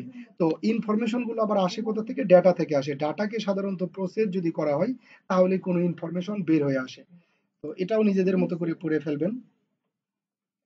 এখন আমরা অ্যারে পড়বো। এখানে একটা গুরুত্বপূর্ণ জিনিস অ্যারে। অ্যারে হলো খুবই গুরুত্বপূর্ণ জিনিস, কারণ আমরা এরপরে যত জিনিসই বানাই না কেন, স্ট্যাক বানাবো সেটাও অ্যারে দিয়ে বানাবো, কিউ বানাবো সেটাও অ্যারে দিয়ে বানাবো, মোটামুটি ম্যাক্সিমাম সবকিছুই আমরা অ্যারে দিয়ে বানাবো। তো অ্যারের ক্ষেত্রে যদি আমি একটু অন্য আলোচনা, একটু অন্য জায়গায় থেকে আলোচনা করে নিয়ে আসি আপনাদেরকে, তাহলে ভালো বুঝবেন। অ্যারে হলো, অ্যারে একটা লিনিয়ার ডাটা স্ট্রাকচার। অ্যারে এমন এক ধরনের লিনিয়ার ডাটা স্ট্রাকচার যেখানে কি করা হয়, একই টাইপের ডাটাগুলো রাখা হয়। এখন একই টাইপ বলতে কি বুঝতেছি? তাহলে মানে ডাটার ভিতরে আবার বিভিন্ন ধরনের টাইপ আছে। ডাটা টাইপ ডাটা স্ট্রাকচারের ভিতরে অনেক গুরুত্বপূর্ণ একটা জিনিস, এটা আপনারা পড়বেন। আমি সাধারণত কয়েকটা জিনিসের সাথে পরিচয় করে দিই। যেমন ধরেন ইন্টেজার টাইপের ডাটা থাকে, তারপরে ফ্লোট টাইপের ডাটা থাকে, তারপরে ডাবল দিলাম না, মনে করেন যে ক্যারেক্টার টাইপের ডাটা থাকে, সাপোজ এই কয়টা ডাটাই নিলাম। এখন আপনারা তো সবাই মোটামুটি জানেন যে ইন্টিজার টাইপ ডাটাগুলো কোনগুলো, ফ্লোট টাইপ কোনগুলো, আর ক্যারেক্টার টাইপ কোনগুলো। এই ডাটাগুলো কি সবাই চেনেন না? আপনাদের ভিতরে কি এমন কেউ আছেন যে চেনেন না? থাকলে একেবারে নির্ভয়ে বলতে পারেন, বলেন কেউ আছেন? ওকে। যে কোনো পূর্ণাঙ্গ মান, সংখ্যা, যে কোনো পূর্ণাঙ্গ সংখ্যা, অবশ্যই সেই সংখ্যার একটা লিমিটেশন আছে। সেটা লিমিটেশনটা যতই থাক না কেন ওটা পরের বিষয়। যে কোনো পূর্ণাঙ্গ মান, যেমন ধরেন 101, 500, 1000, 2024 এরকম পূর্ণাঙ্গ নাম্বারকে আমরা কি বলতেছি? ইন্টিজার টাইপের ডাটা বলতেছি। আর ফ্লোট হলো দশমিক টাইপ, যেমন ধরেন 10.5, মনে করেন 1000.7। মানে যে কোনো দশমিক ডাটাগুলোকে বলে ফ্লোট টাইপ। আর ক্যারেক্টার হলো, এটা এটুকু মনে রাখেন যে এরকম সিঙ্গেল কোটেশনের ভিতরে আপনি এখানে একটা অক্ষর লেখেন অথবা দুইটা অক্ষর লেখেন আসমাউল, অথবা যদি কোনো বিশেষ সিম্বলও ইউজ করেন @, এগুলো সব হলো ক্যারেক্টার। এগুলো সব হলো ক্যারেক্টার। প্রত্যেকটা প্রোগ্রামিং ল্যাঙ্গুয়েজে বা কম্পাইল ভেদে এই এক একটা ডাটা টাইপের জন্য এক এক রকম স্পেস বরাদ্দ করা হয়ে থাকে। যেমন আমি কোড ব্লকের রেফারেন্সে যদি বলি, তাহলে ইন্টিজারদের জন্য 2 বাইট, ফ্লোটের জন্য 4 বাইট, ক্যারেক্টারের জন্য 1 বাইট জায়গা বরাদ্দ করা থাকে। এগুলো একটু মনে রাখতে হবে আপনাদের। তো অ্যারে হলো এমন এক ধরনের ডাটা স্ট্রাকচার যার ভিতরে আপনি একই টাইপের ডাটা রাখতে পারবেন, একই টাইপ। যেমন ধরেন এটাই যদি আমার একটা অ্যারে হয়, এটা যদি আমার একটা অ্যারে হয়, এখন এর ভিতরে আপনি চাইলে শুধু ইন্টেজার, শুধু ডাবল, শুধু ফ্লোট, শুধুমাত্র সেগুলো রাখতে পারবেন। এখন এখানে রাখছেন আপনি 10, এখানে রাখছেন 10.5, এটা হবে না। এটা অ্যারে কি করবে না? কাজ করবে না। অ্যারের ভিতরে একই রকম ডাটা রাখা যায়, এই কথাটা কি ক্লিয়ার সবাই? ওকে। তো অ্যারে বিষয়ে আরো খুঁটিনাটি কিছু বলি। যেমন ধরেন C++ আমরা পড়বো, সি পড়া আমরা মোটামুটি ধীরে ধীরে বাদ দেবো আর কি। সির ইয়েটা আমাদের ওইভাবে আর সিলেবাসে নাই। যেমন C++ এ যদি আমি একটা লাইন লিখি, যেমন ইন্ট ইন্ট এ, মনে করেন যে এরকম দিলাম 5 5 সেমিকোলন। এই যে এটা হলো একটা এক্সাম্পল, একটা অ্যারে নেওয়ার এক্সাম্পল, অ্যারে ঘোষণা করার এক্সাম্পল। অ্যারে কিভাবে ঘোষণা করতে হয়? প্রথমে একটা ডাটা টাইপ নিতে হয়, প্রথমে তার ডাটা টাইপ নিতে হয়, তারপরে নাম দিতে হয়, আর এই থার্ড ব্র্যাকেটের ভিতরে তার সাইজ দিতে হয়। আমি যদি C++ এ কোনো কম্পাইলারে শুধুমাত্র এই একটা লাইন লিখি, তাহলে আমার কম্পিউটারের ভিতরে যে মেমোরি আছে সেখানে এরকম একটা জায়গা বরাদ্দ হয়ে যাবে। কেমন জায়গা? ওইরকম যদি এক লাইন আমি লিখতাম তাহলে, সরি, সুন্দর করে হাতে চাইতেছি, এরকম একটা জায়গা বরাদ্দ হয়ে যাবে। আমি কিভাবে লিখছিলাম? ইন্ট কি লিখলাম, এ আর এখানে দিলাম 5। এটা লেখার সাথে সাথে মেমোরিতে এরকম একটা জায়গা বরাদ্দ হয়ে যাবে, যেই জায়গাটার নাম হবে এ, আর এর ভিতরে ভাগ হবে 5টা, 2 3 4 5। ঠিক আছে, এখন একটা অ্যারের দুইটা জিনিস থাকে। ও, অ্যারের জিনিসটা কি আরো একটু ক্লিয়ার করি বলি। অ্যারে হলো একটা ভেরিয়েবল, অ্যারে হলো একটা ভেরিয়েবল, ভেরিয়েবল মানে হলো কোনো কিছু ধরার মতো জিনিস, কোনো কিছু ধরার পাত্র। যেমন ধরেন আপনি যদি সাপোজ ধরেন দুধ যদি আপনি কোনো একটা পাত্রে নিতে চান, অথবা আলু কোনো একটা যদি পাত্রে নিতে চান, তাহলে দুইটা পাত্র যে একই রকম সবসময় হবে না, এটা তো কনফার্ম। যেমন ধরেন আমরা নেটের যে পলি ব্যাগ আছে, নেটের যে ব্যাগ আছে, সেই ব্যাগে আমরা আলু নিতে পারবো, কিন্তু নেটের ওই ব্যাগে আমরা দুধ নিতে পারবো না। তার মানে কি, ডাটাটা যেরকম, তাকে নেওয়ার জন্য তার ঠিক সেই রকম পাত্র হইতে হবে। কি বলেন সবাই? তো ভেরিয়েবলটা হলো যে আপনাকে আগেই দেখতে হবে যে আপনি ভেরিয়েবলটা হলো জাস্ট কোনো একটা ডেটাকে রাখার মতো একটা জায়গায়, মানে একটা জিনিস। দেখেন, আমি যদি আরো একটা জিনিস ক্লিয়ার করে দিই আপনাদেরকে, এগুলো আসলে কথা বলার কোনো শেষ নাই।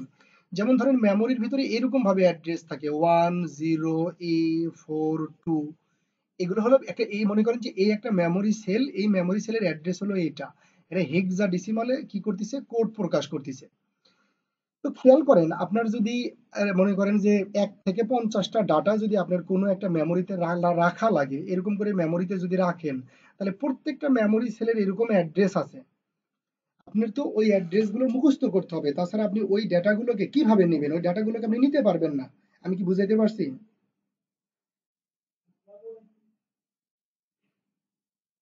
হ্যালো, আমি কি বুঝতে পারছি? ওকে। তো দেখেন, মানে আপনি মনে করেন যে, হ্যাঁ দেখেন, এখন কথা হলো যে এরকম যখন আমার অসংখ্য মেমোরি সেল তৈরি আছে, আর আমি যখন অসংখ্য ডেটা নিয়ে কাজ করতেছি, তখন এমনি স্বাভাবিক দৃষ্টিকোণ থেকে ধরেন আমরা এখানে 20 জন ক্লাস করতেছি, 20 জনের নামটা আমি কি করবো, আমি মেমোরিতে রাখবো। তাহলে আমি যখন ওই নামগুলো আবার যখন আমি নিয়ে কাজ করব, তখন তো আমাকে এইরকম নামে ডাকতে হবে যে 10A42। ধরেন এখানে আমি রাখলাম, এই যে আমাদের ছোট বোনকে দেখা যাচ্ছে পলিকে মনে করেন এখানে রাখলাম। তাহলে আমি যখন পলিকে নিয়ে পরবর্তীতে কাজ করব, তখন তো পলি নামে ডাক দিলে যাবে না। আমাকে কি নামে ডাকতে হবে, আমাকে এই অ্যাড্রেস দিয়ে ডাকতে হবে। আমি যদি ডাকি যে 10A42-তে যা আছে তা আমাকে দেন, তাহলে এই পলিটা যাবে। কিন্তু আপনাদের কি মনে হয়, এইরকম হেক্সাডেসিমাল কোড গুলো আমরা এই 20 জনের জন্যই যদি একটা মেমোরি, যদি মেমোরিতে যদি 20 জনের নাম রাখি, তাহলে এইরকম 20টা অ্যাড্রেস, এরকম 20টা অ্যাড্রেসকে আমাদেরকে মুখস্থ করা কি সম্ভব, বা আমরা মনে রাখতে পারবো? বলেন, আপনাদের কি মনে হয়? এটা সম্ভব না। আর এখানে তো মাত্র 20টার কথা বললাম, এরকম তো 20,000টা ডাটাও আমার রাখা লাগতে পারে। তার চাইতে যদি আমি এইভাবে রাখতে পারতাম যে পলিকে রাখতেছি, তাহলে এই পলির নামই আমি পলিকে রাখলাম, যে এরকম একটা মেমোরির ভিতরে আমি তাকে পলি নাম দিছি, রাখছি, কিন্তু সেই জায়গাটার নাম ওই রকম অ্যাড্রেস না দিয়ে এই জায়গাটার নাম আমি বলে দিলাম কি, এই নামও হলো পলি। তাহলে কিন্তু আমার এটা ডাকা কিন্তু সহজ হবে। যেমন ধরেন আপনার যখন আসমাউলকে দরকার হবে, তখন মানে আসমাউল নামে রাখবেন। যখন মনে করেন হোসাইনকে দরকার হবে, হোসাইন নামে ডাকবেন। যখন লিমাকে দরকার হবে, তখন লিমা নামে ডাকবেন। এটা কি আমাদের জন্য সহজ হলো না? আমাদের কিন্তু কোনো কিছু মুখস্থ রাখার দরকার হইতেছে না। কি বলেন? হ্যাঁ, তো এটার নামই হলো ভেরিয়েবল। ভেরিয়েবলটা কি, যখন কোনো একটা ডেটাকে, যখন কোনো একটা ডেটাকে এরকম মেমোরির অ্যাড্রেসের নামে না রেখে কোনো একটা নির্দিষ্ট নামের আন্ডারে রাখা হয়। আমি আবার বলতেছি, কোনো একটা ডেটাকে, কোনো একটা ডেটাকে মেমোরির অ্যাড্রেসের নামে না রেখে কোনো একটা নামের অধীনে রাখাকে কি বলে, ভেরিয়েবল বলে। মনে থাকবে সবার? পরে এগুলো লিখে নিন আপনারা নিজেদের মতো করে। তো এই যে এই জন্যই হচ্ছে যে কি হবে, যে আমরা এই যে আগে যে ভেরিয়েবল গুলো, এমনিতেই ভেরিয়েবল ডিক্লারের নিয়ম কি, ডাটা টাইপ, যেমন ধরেন ইন্ট এ, এটা একটা ভেরিয়েবল, এটা আপনি ঘোষণা করলেন এ, এর ভিতরে আপনি একটা ডাটা রাখতে পারবেন 10। আবার মনে করেন আপনি বললেন যে ইন্ট বি, এটা মনে করেন যে আরেকটা ভেরিয়েবল ঘোষণা করলেন, তখন এর ভিতরে রাখলেন আপনি 20, মানে 10 একটা ডাটা, 20 একটা ডাটা। 10 কে রাখলেন এই ভেরিয়েবলের ভিতরে, 20 কে রাখলেন বি ভেরিয়েবলের ভিতরে। এখন এগুলো হলো যে এমনিতেই ভেরিয়েবল, এগুলো এক একটা ভেরিয়েবলের ভিতরে একটা করে ডাটাই শুধু রাখা যায়।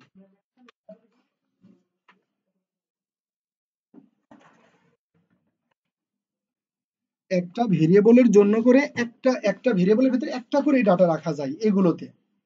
কিন্তু অ্যারে হলো আমাদের এমন একটা ভেরিয়েবল যেখানে একই টাইপের অসংখ্য ডাটা আপনি রাখতে পারবেন, একাধিক ডাটা রাখতে পারবেন। ধরেন আমাদের রোল নাম্বার আমরা ডাটাবেজে রাখবো, আমাদের রোল নাম্বার কি, কারণ আমার ডুয়েটে রোল নাম্বার ছিল 124038, তাহলে আরেকজন হলো 124039, 124040, 124041, এভাবে আমাদের রোল নাম্বার। তো এইরকম যদি আমাদের ডিপার্টমেন্টে আমরা ছিলাম 60 জন স্টুডেন্ট ছিলাম, তাহলে 60 জনের রোল নাম্বারটা যদি আমি মেমোরিতে রাখি, আমি যদি এই পদ্ধতিতে রাখতে চাইতাম তাহলে আমাকে এর ভিতরে একটা ডাটা, বির ভিতরে আরেকটা, সির ভিতরে আরেকটা, এরকম 60টা ভেরিয়েবলের ভিতরে আমাকে 60টা ডাটা রাখা লাগতো, কি বলেন? কিন্তু অ্যারে হলো আমাদের এমন এক টাইপের ভেরিয়েবল যেখানে অসংখ্য জিনিস রাখা যায়। তার মানে আমি যদি এই 60টা ভেরিয়েবল না নিয়ে আমি যদি খালি মাত্র একটা অ্যারে নিতাম, তাহলে জাস্ট এই 60টা ঘরের ভিতরে আমরা কি করে দিতে পারতাম, 60টা ডাটা রেখে দিতে পারতাম। তাহলে একটা নামের অধীনে আমার 60টা ডাটা থাকলো। তাহলে ভাই এটা কি সহজ পদ্ধতি না? এই জন্য আমরা, এই যে দেখেন আমি আলোচনা করতেছি, এর ভিতর থেকে আপনাকে অনেক কিছু পারতে হবে। যেমন আমি কিন্তু অ্যারের সুবিধা কি সেটা কিন্তু আলোচনা করে ফেললাম মাত্র। এখন যদি আপনার আসতো যে অ্যারের সুবিধা কি, আপনার কিন্তু লিখতে পারতে হবে, মানে আপনার কিন্তু লেখা পারতে হবে। আপনি সবকিছু শুধু বইতে পড়বেন পড়বেন পড়বেন, পড়ে আনসার করবেন, এটা কিন্তু ভাই হবে না। মানে আপনি খালি পড়বেন যা তাই আসবে তা হবে না। মানে জিনিসটাকে রিয়েলাইজ করতে হবে, ওটার উপর লেখা শিখতে হবে। তো এই লেখাটা তো এত তাড়াতাড়ি হবে না, একটু আমাদের সাথে পরীক্ষা দেবেন, পড়বেন, বিভিন্ন ধরনের জিনিসগুলো নিয়ে নাড়াচাড়া করবেন, একসময় আপনার কনসেপ্ট হয়ে যাবে, তখন আপনার এটা হবে। তো দেখেন, একটা অ্যারে যদি আমি এরকম একটা অ্যারে নিই, সাপোজ এই অ্যারেটাকে আমি 5 ভাগে ভাগ করলাম, 3 4 5, ওই যে ওই রকম করে ঘোষণা করছি। মনে করেন যে ইন্ট এ সাইজ দিতে হয়, সাইজ মনে করেন যে 5। তাহলে এই একটা লাইন লেখা মাত্র আমাদের মেমোরিতে এরকম একটা অ্যারে হয়ে যাবে, এবং এই অ্যারের নাম কি হবে, এই অ্যারের নাম হবে এ। এবং প্রত্যেকটা অ্যারের কিন্তু দুটা জিনিস থাকে, একটা হলো অ্যাড্রেস, দুইটা জিনিস থাকে, একটা হলো অ্যাড্রেস আর একটা হলো ইন্ডেক্স। একটা হলো অ্যাড্রেস আর একটা হলো ইন্ডেক্স। তো অ্যাড্রেস জিনিসটা কি, অ্যাড্রেসটা হলো ওই মেমোরির দেওয়া নাম, ওইটা আমরা জানবো না, কেন না, কারণ এরকম একটা মেমোরি, দেখেন এরকম একটা মেমোরিতে এরকম হাজার হাজার লক্ষ লক্ষ সেল তৈরি করা আছে, হাজার হাজার লক্ষ লক্ষ সেল তৈরি করা আছে এরকম। আপনি যখন এরকম একটা অ্যারে ডিক্লার করছেন, তখন এমন হইতে পারে যে এইটুকু জায়গা সে ওই অ্যারের জন্য বরাদ্দ করছে, এইটুকু জায়গা সে কি করছে ওই অ্যারের জন্য বরাদ্দ করছে। তো এইটুকু জায়গা যদি অ্যারের জন্য বরাদ্দ করে, তাহলে এই যে সেলটা, এটার অ্যাড্রেস কত এটা আমি কিভাবে জানবো, এটার অ্যাড্রেস কত এটা আমি কিভাবে জানবো, এই অ্যাড্রেস গুলো আমাদের পক্ষে জানা সম্ভব না। এজন্য একটা অ্যারের যে অ্যাড্রেস গুলো থাকে এগুলো আমরা ওইভাবে বলতে পারবো না। কিন্তু ইন্ডেক্স গুলো আমাদের ইচ্ছা মতো, যেমন ধরেন আমি ইন্ডেক্স আমাদের ইচ্ছার মতো, যেমন ধরেন একটা অ্যারের সাধারণত ইন্ডেক্সটা শুরু হয় 0 থেকে, যেমন এটা 0, এটা 1, এটা 2, এটা 3, এটা 4, এগুলো হলো একটা মেমোরির, একটা অ্যারের হলো ইন্ডেক্স। দুইটা জিনিস বুঝাইছি আমি এখানে, একটা হলো মেমোরির অ্যাড্রেস আর একটা হলো মেমোরির ইন্ডেক্স। অ্যাড্রেস হলো মেমোরির যে অ্যাড্রেস সেটা সেটা আমরা জানবো না, যে কোথায় থেকে কোথায় কি কি হইতেছে আমরা কিছুই বুঝবো না। আর একটা হলো ইন্ডেক্স, ইন্ডেক্স কি, শুরুটা সবসময় 0 1 2 3 4 এভাবে কি করতে থাকবে, বাড়তেই থাকবে, মানে ইন্ডেক্সটা আমাদের জানা। এই দুইটা জিনিস কি বুঝছেন ভাই, অ্যাড্রেস আর ইন্ডেক্স? ওকে। তো এই হলো একটা মেমোরির হিস্ট্রি। এখন অ্যারে সাধারণত দুই প্রকার, একটা হলো একমাত্রিক অ্যারে আর একটা হলো বহুমাত্রিক অ্যারে। তো এটা হলো একটা একমাত্রিক অ্যারে যেখানে শুধুমাত্র একটা করে ডাটাই সিকোয়েন্সিয়ালি আপনি রাখতে পারবেন। আর বহুমাত্রিক অ্যারের কথা যদি আমি বলি তাহলে মনে করেন যে ম্যাট্রিক্স বা নির্ণয়ক এদের কথা বলতে পারি। যেমন ধরেন এরকম এরকম এরকম এরকম এরকম, এখানে এখানে এখানে এখানে। তো বহুমাত্রিক অ্যারের ভিতরে দুইটা জিনিস থাকে, একটা হলো তার রো থাকে আর একটা হলো তার কলাম সংখ্যা থাকে। তো এই যে দেখেন এটা রো কয়টা, একটা দুইটা তিনটা, আর কলাম কয়টা, একটা দুইটা তিনটা চারটা। এরকম যদি একটা অ্যারে আমরা ঘোষণা করতে চাই তাহলে আমাদেরকে এইভাবে ঘোষণা করতে হয়। প্রথমে ডাটা টাইপ দিতে হবে এ, তারপরে এর নাম দিতে হবে, অ্যারের নাম দিতে হবে, তারপরে এখানে দুইটা জিনিস দিতে হবে, একটা আগে দিতেন একটা, এখানে দুইটা জিনিসের ভিতরে একটাতে থাকে রো আর একটাতে থাকে কলাম, ঠিক আছে। যদি আপনি এভাবে কোনো কিছু লিখতেন ইন্ট এ 3, আবার যদি লিখে দিতেন 4, এটার মানেই হলো, এইটুকুর মানেই হলো এরকম একটা অ্যারে মেমোরির ভিতরে জায়গা তৈরি করে ফেলছে।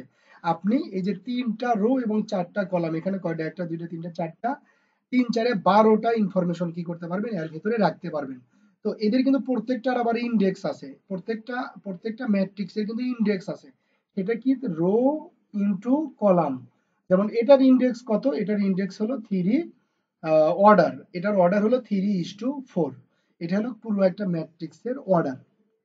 তো একটা ম্যাট্রিক্স বা বহুমাত্রিক অ্যারের যেরকম পুরো অ্যারের যেরকম অর্ডার দেওয়া থাকে, এরকম ভাবে ইন্ডিভিজুয়াল তার ভুক্তি বা এলিমেন্টেরও অর্ডার দেওয়া থাকে। যেমন ধরেন এটা এটা এটা এটা এটা এটা, মনে করেন এটা একটা আমার দ্বিমাত্রিক অ্যারে, খেয়াল করেন এ আর এর রো কয়টা, দুইটা, এ আর এর কলাম কয়টা, তিনটা।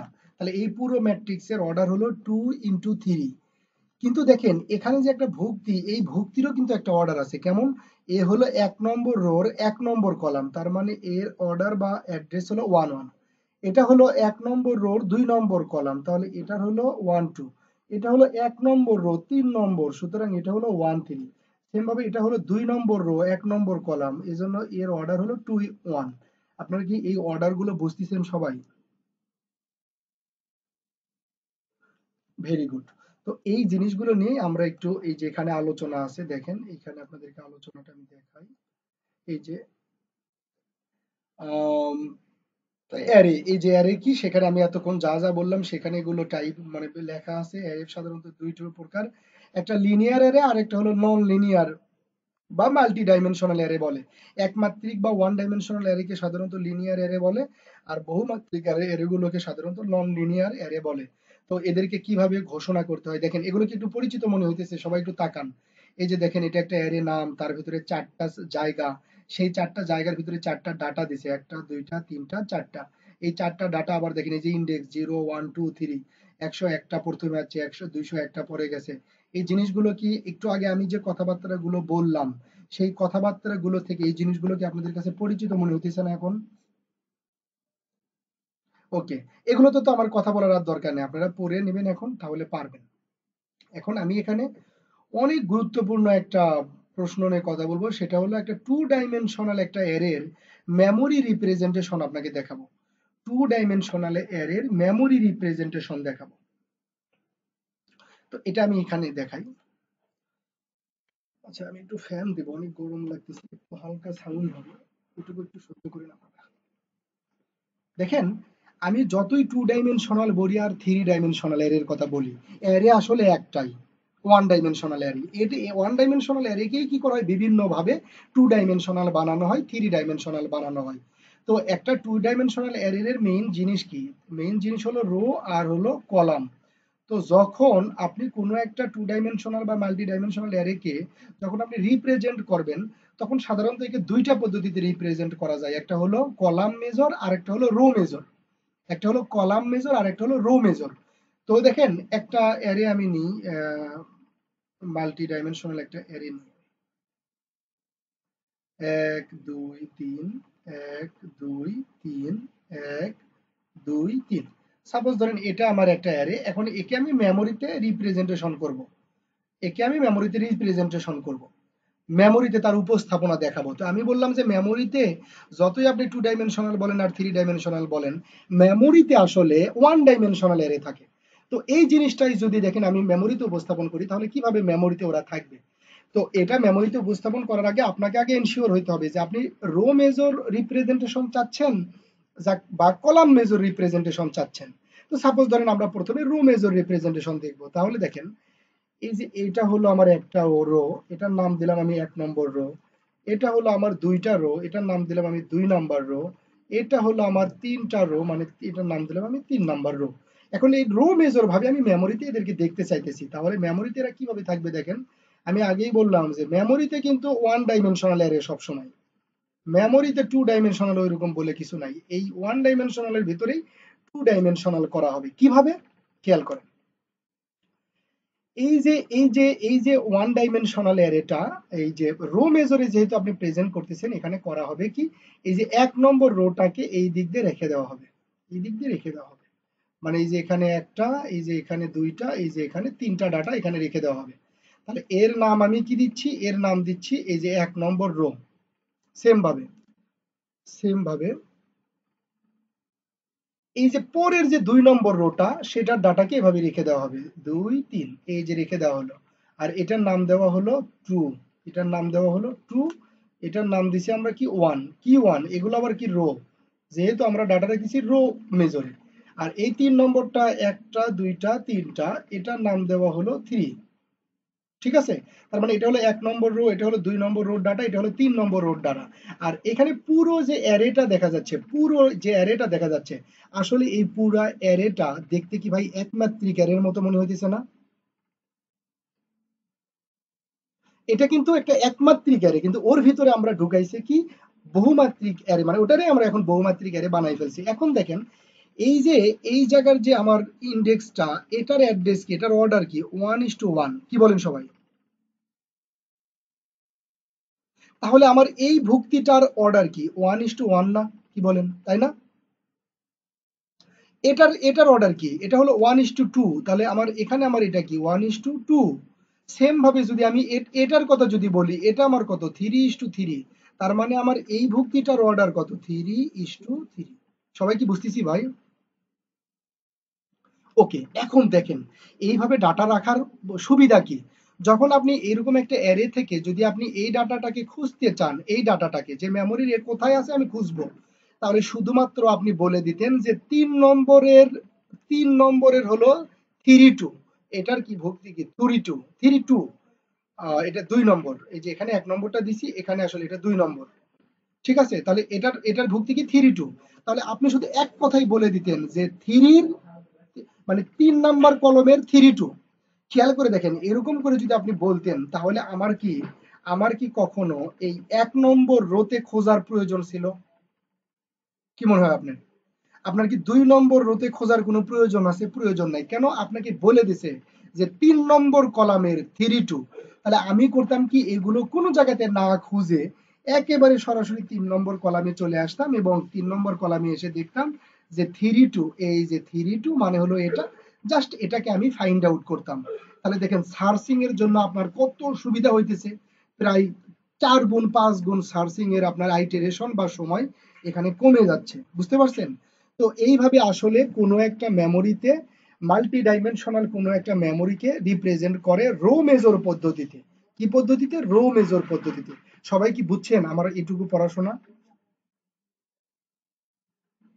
ওকে, না বুঝলে কিন্তু বলবেন। আচ্ছা, এগুলো কি সবাই আপনারা পলিটেকনিক্যালে কি এগুলো পড়া? অনেক বিরক্ত হয়েন না, কারণ আমার কাছে কেন যেন মনে হয় যে আমি ডিপার্টমেন্টের যেটাই পড়াই মনে হয় যে আপনারা মনে হয় এগুলো পড়ছেন পড়ছেন পড়ছেন, এই জন্য কেমন কেমন যেন লাগে। আচ্ছা যাক, আলহামদুলিল্লাহ। নতুন জিনিস যদি হয় তাহলে আবার দেখবেন যে আপনাদের পড়তে ভালো লাগবে, আমার আবার পড়াইতেও ভালো লাগবে। আর যদি একই জিনিস ঘুরে ফিরে হয়, এগুলো ভালো লাগে না। আরেকটা জিনিস দেখে কলাম মেজর, এটা আপনারা একটু বলতেই পারবেন। 1 2 3, 1 2 3, এখানে পরিবর্তনটা কি হবে সেটা আশা করি আপনারা অনেকে বুঝেই ফেলছেন। যে আগের বার যেরকম আমরা রোর দিকে বানালাম, এবার কলামের দিকে বানাবো। যেটা আমার 1 নম্বর কলাম, এটা আমার 2 নম্বর কলাম, এটা আমার 3 নম্বর কলাম। এখন যদি আমি মেমোরিতে এরকম জিনিসপত্র যদি রাখতে চাই, তাহলে কিভাবে রাখবো? প্রথমে 1 নম্বর কলাম, 1 2 3, এটুকু আমার 1 নম্বর কলাম। 1 2 3, এটা আমার 2 নম্বর কলাম। 1 2 3, এটা আমার 3 নম্বর কলাম। তাহলে এই 1 নম্বর কলামের এটা আমার কত 1:1, আর এটা আমার কত 2:1। তাহলে দেখেন এটা আমার হলো 1:1 ভুক্তি, আর এটা হলো আমার 2:1 ভুক্তি। এরকম প্রত্যেকটার যখন অর্ডারিং দেওয়া থাকবে, আর আপনাকে যদি বলে যে এই ডাটাটাকে খুঁজে বের করো, এই ডাটাটা আপনার দরকার, তাহলে আপনি সরাসরি কি বলবেন? 2 নম্বর কলামের 2 অর্ডার, তাই বলবেন না? সরাসরি চলে যাবেন এই জায়গায় 2 নম্বর কলামের, এই যে এটা হলো আমার 2 অর্ডার। 1 নম্বরও আমার দরকার হইলো না, 3 নম্বরও আমার দরকার হইলো না। মাল্টি ডাইমেনশনাল এরে দেখেন কত সুবিধা দিয়ে দিছে আমাদেরকে। তো এগুলো আপনারা রিয়েলাইজ করতে পারবেন ধীরে ধীরে, যখন আমরা আরো পড়াশোনা সামনের দিকে করব, তখন আপনারা এগুলো রিয়েলাইজ করতে পারবেন যে আসলে জিনিসগুলো কেমন, মানে চোখ দিয়ে দেখতে পারার মতো। যাই হোক, আমি আমি একটা টপিক এখন পড়াইলাম, সেটা হলো একমাত্রিক এবং দ্বিমাত্রিক অ্যারের মেমোরি রিপ্রেজেন্টেশন। তো এখানে একটু পরিচয় করে দিই, দেখেন এখানে আমি একটা অ্যারে নিছি যার 4টা কলাম আছে, রো আছে 3টা। এখন দেখেন এদেরকে আমি এই যে দেখেন ভাগ করছি।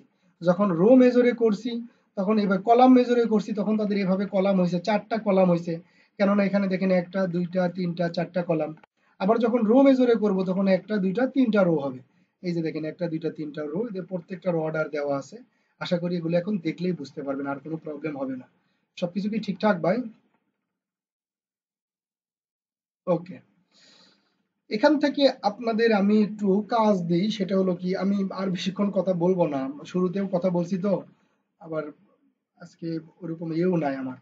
তো আপনাদের একটা কাজ, আপনারা এই একটা সূত্র মুখস্থ করবেন, এই একটা সূত্র মুখস্থ করবেন, তারপরে শীট ধরে ধরে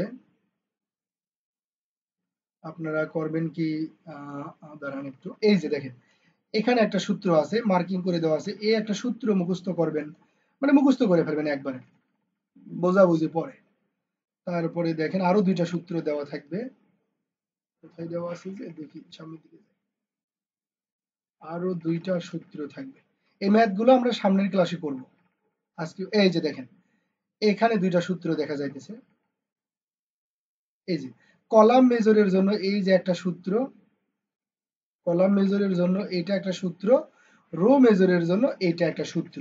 তাহলে কয়টা সূত্র? আমি টোটাল 4টা সূত্রের কথা বললাম।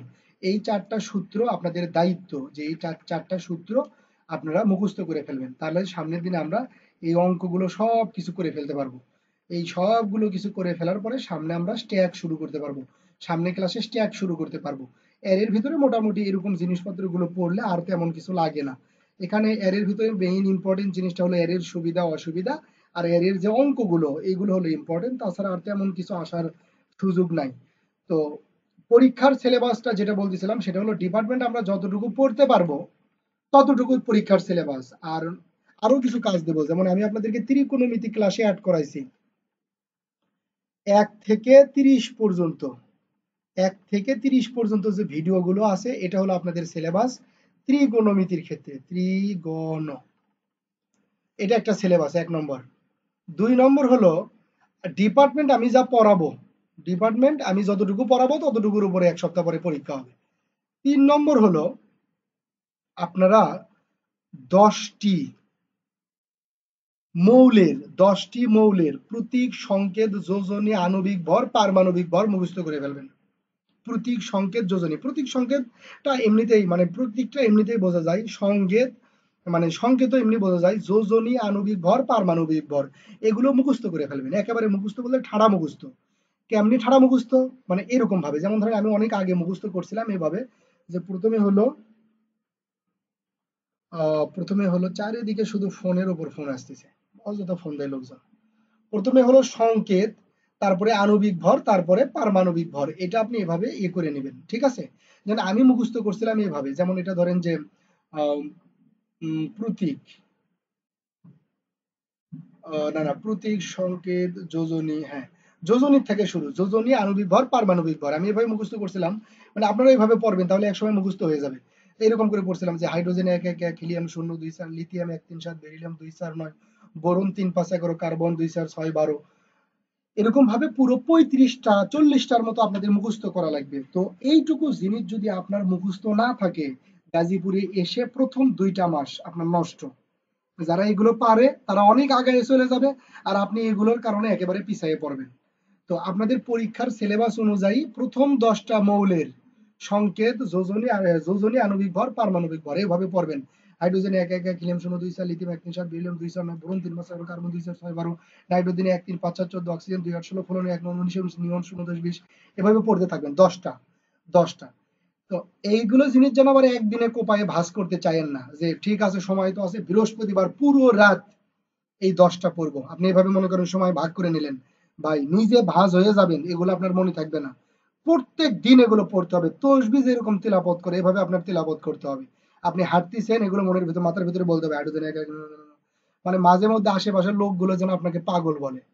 আচ্ছা অ্যাডমিশন এটা তো সোজা জিনিস না। একজন বুয়েট এর স্টুডেন্টকে দেখেন তো যে ওর অ্যাডমিশনের সময় ওর কেমন দেখায় ওকে, একজন মেডিকেল স্টুডেন্টকে দেখেন তো যে অ্যাডমিশনের সময় ওদেরকে কেমন দেখায়। তাহলে আমরা ডুয়েটও তো এরকম, বুয়েট মেডিকেলের মতোই তো আমাদের ডুয়েট, কোনো অংশে তো কম না। তা আমাদের এত চকচকা ফকফকা দেখায় কেন? আজকে থেকে প্রত্যেকের চলাফেরা, পড়ালেখা, জীবন ধারণের স্টাইল চেঞ্জ করে ফেলবেন। আশেপাশের মানুষ, বাবা মা, ভাই বোন দেখে দেখে যেন বোঝে যে এই ছেলেটা এ ডুয়েট অ্যাডমিশন দিবে, ছেলেটা খুব পরিশ্রম করতেছে, এটা যেন আপনাকে দেখে বোঝা যায়। আগে যদি নিজের চাল চলন ঠিক না হয় তাহলে পড়াশোনা হবে না, ওই অ্যাডমিশনের কোনো উপকারী হবে না। নিজের আগে গতিবিধিকে চেঞ্জ করতে হবে। গতিবিধি চেঞ্জ বলতে মোবাইল, এই যে মনে করেন যে স্মার্টফোন, এটাকে নিয়ন্ত্রণ করতে হবে। কপত কপতির কিছু বিষয় থাকে। ধরেন আমাদের ভিতরে তো সিঙ্গেল লোকজন এখন কম পাওয়া যায়। আপনাদের যে বয়স বা আমাদের যে বয়স, আমাদের কপত কপতি আর কি বেশি আর কি আমাদের। তো এগুলোকে কন্ট্রোল করতে হবে। কপত কপতি বুঝছি নাকি সবাই? ওই তো মানে স্পেশাল জায়গায় যে মনে করেন আলাদা করে ওভার টাইম পালন করতে হয়, যে 24 ঘন্টা মনে করেন আপনার দিন, 4 ঘন্টা মনে করেন যে তারে দিতে হয়, না দিলে অবস্থা খারাপ। মনে করেন যে এঙ্গেজমেন্ট হয়েছে দেখে মনে করেন যে মনে হয় লিখে ফেলছে, একেবারে টাকা দিয়ে মনে হয় কিনে এনেছি। বাইরে গেলেও কয়ে যাইতে হবে, এই করলে কয়ে যাইতে হবে, পড়লে কয়ে পড়তে হবে, নানান ধরনের কিচ্ছা কাহিনী, এগুলো বাদ দিতে হবে। আপনার কপত কপতির যদি সম্পর্কটা যদি খুব খুব বেশি গাঢ় হয়ে থাকে, তাহলে আপনি প্রয়োজনে এরকম ভাবে করতে পারেন যে আল্লাহর হস্তে আমি আসি, কিন্তু একটা বছরের জন্য আল্লাহর হস্তে আমারে ছাড়িয়ে দে ভাই, আমি একটু আমার ক্যারিয়ারটা গড়ে নিই, আমি ইনকাম করলে তো 2 টাকা তুইও খাবি আমিও খাবো। এরকম করে ওর সাথে একটা চুক্তিতে চলে যান যে 1 বছর সময় দিতে পারবো না, মন ভালো লাগলে 30 মিনিট কথা কব, না লাগলে করো না, তুই কি থাকবো, যদি থাকিস তাহলে থাক, না থাকলে কিছু করার নাই আমার। এরকম ভাবে কপতি ম্যানেজ করতে হবে, এটা হলো 1 নম্বর বিষয়।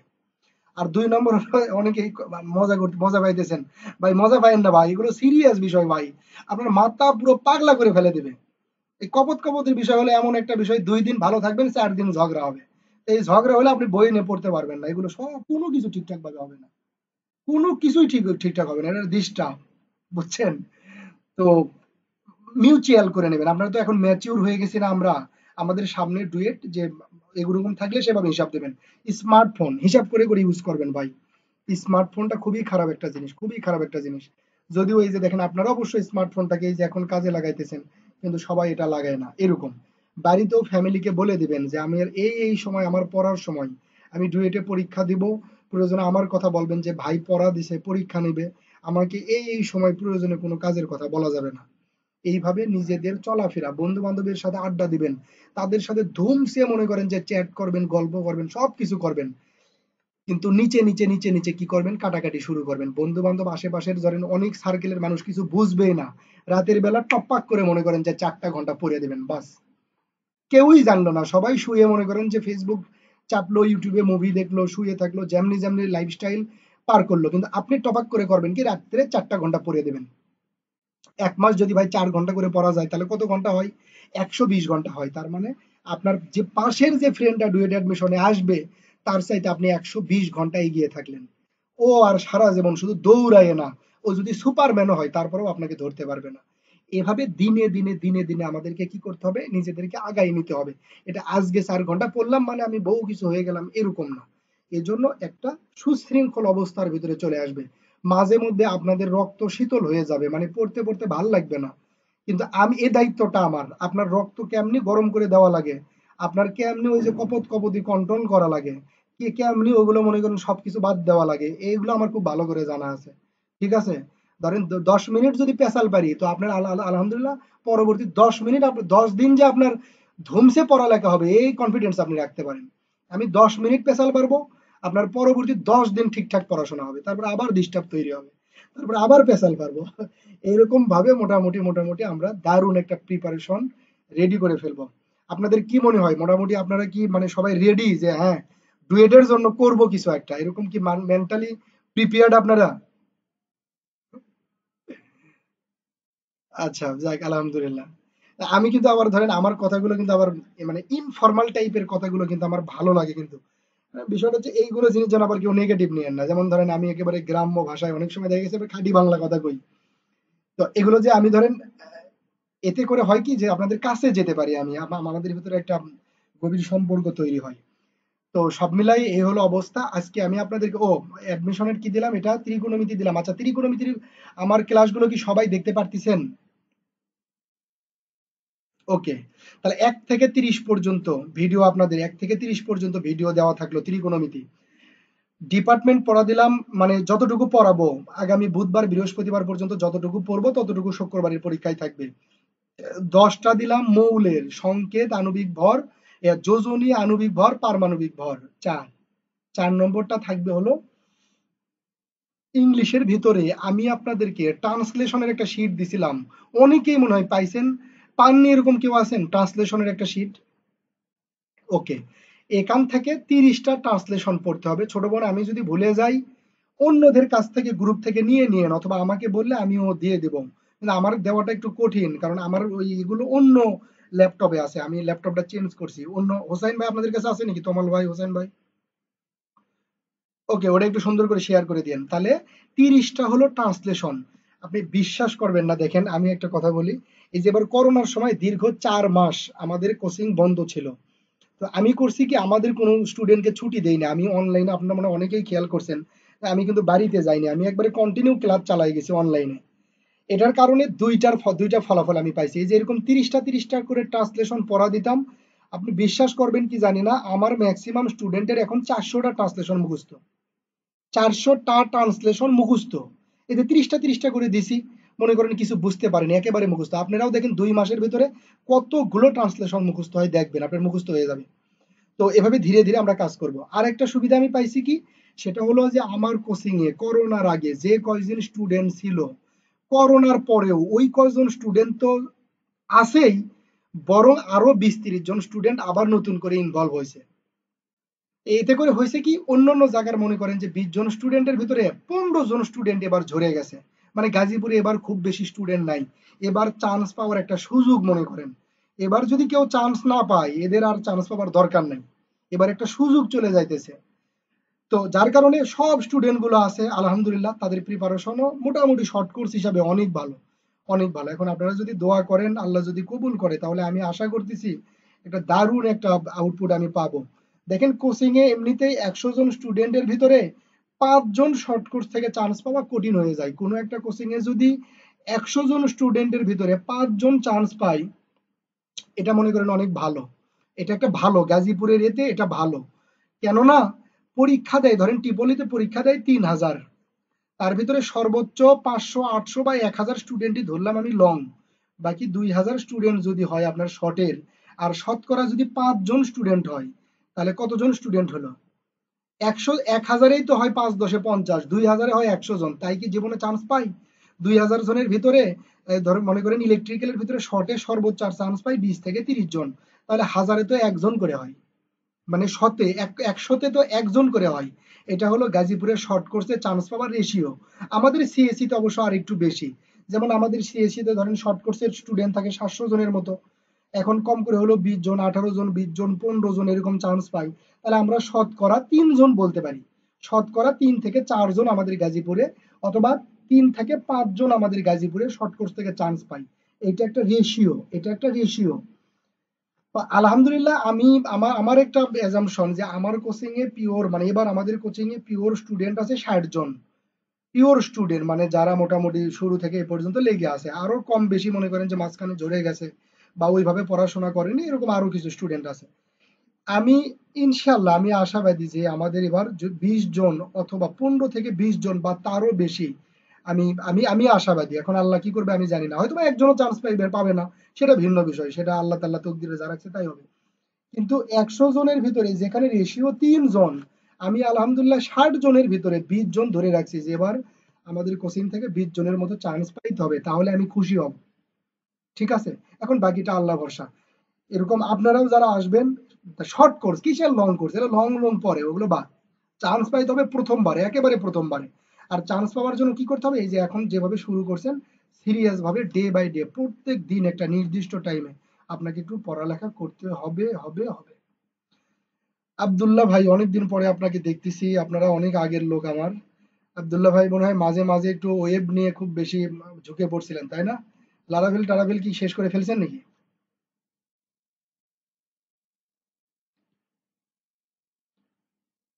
আব্দুল্লাহ ভাই কি কথা শুনতেছেন?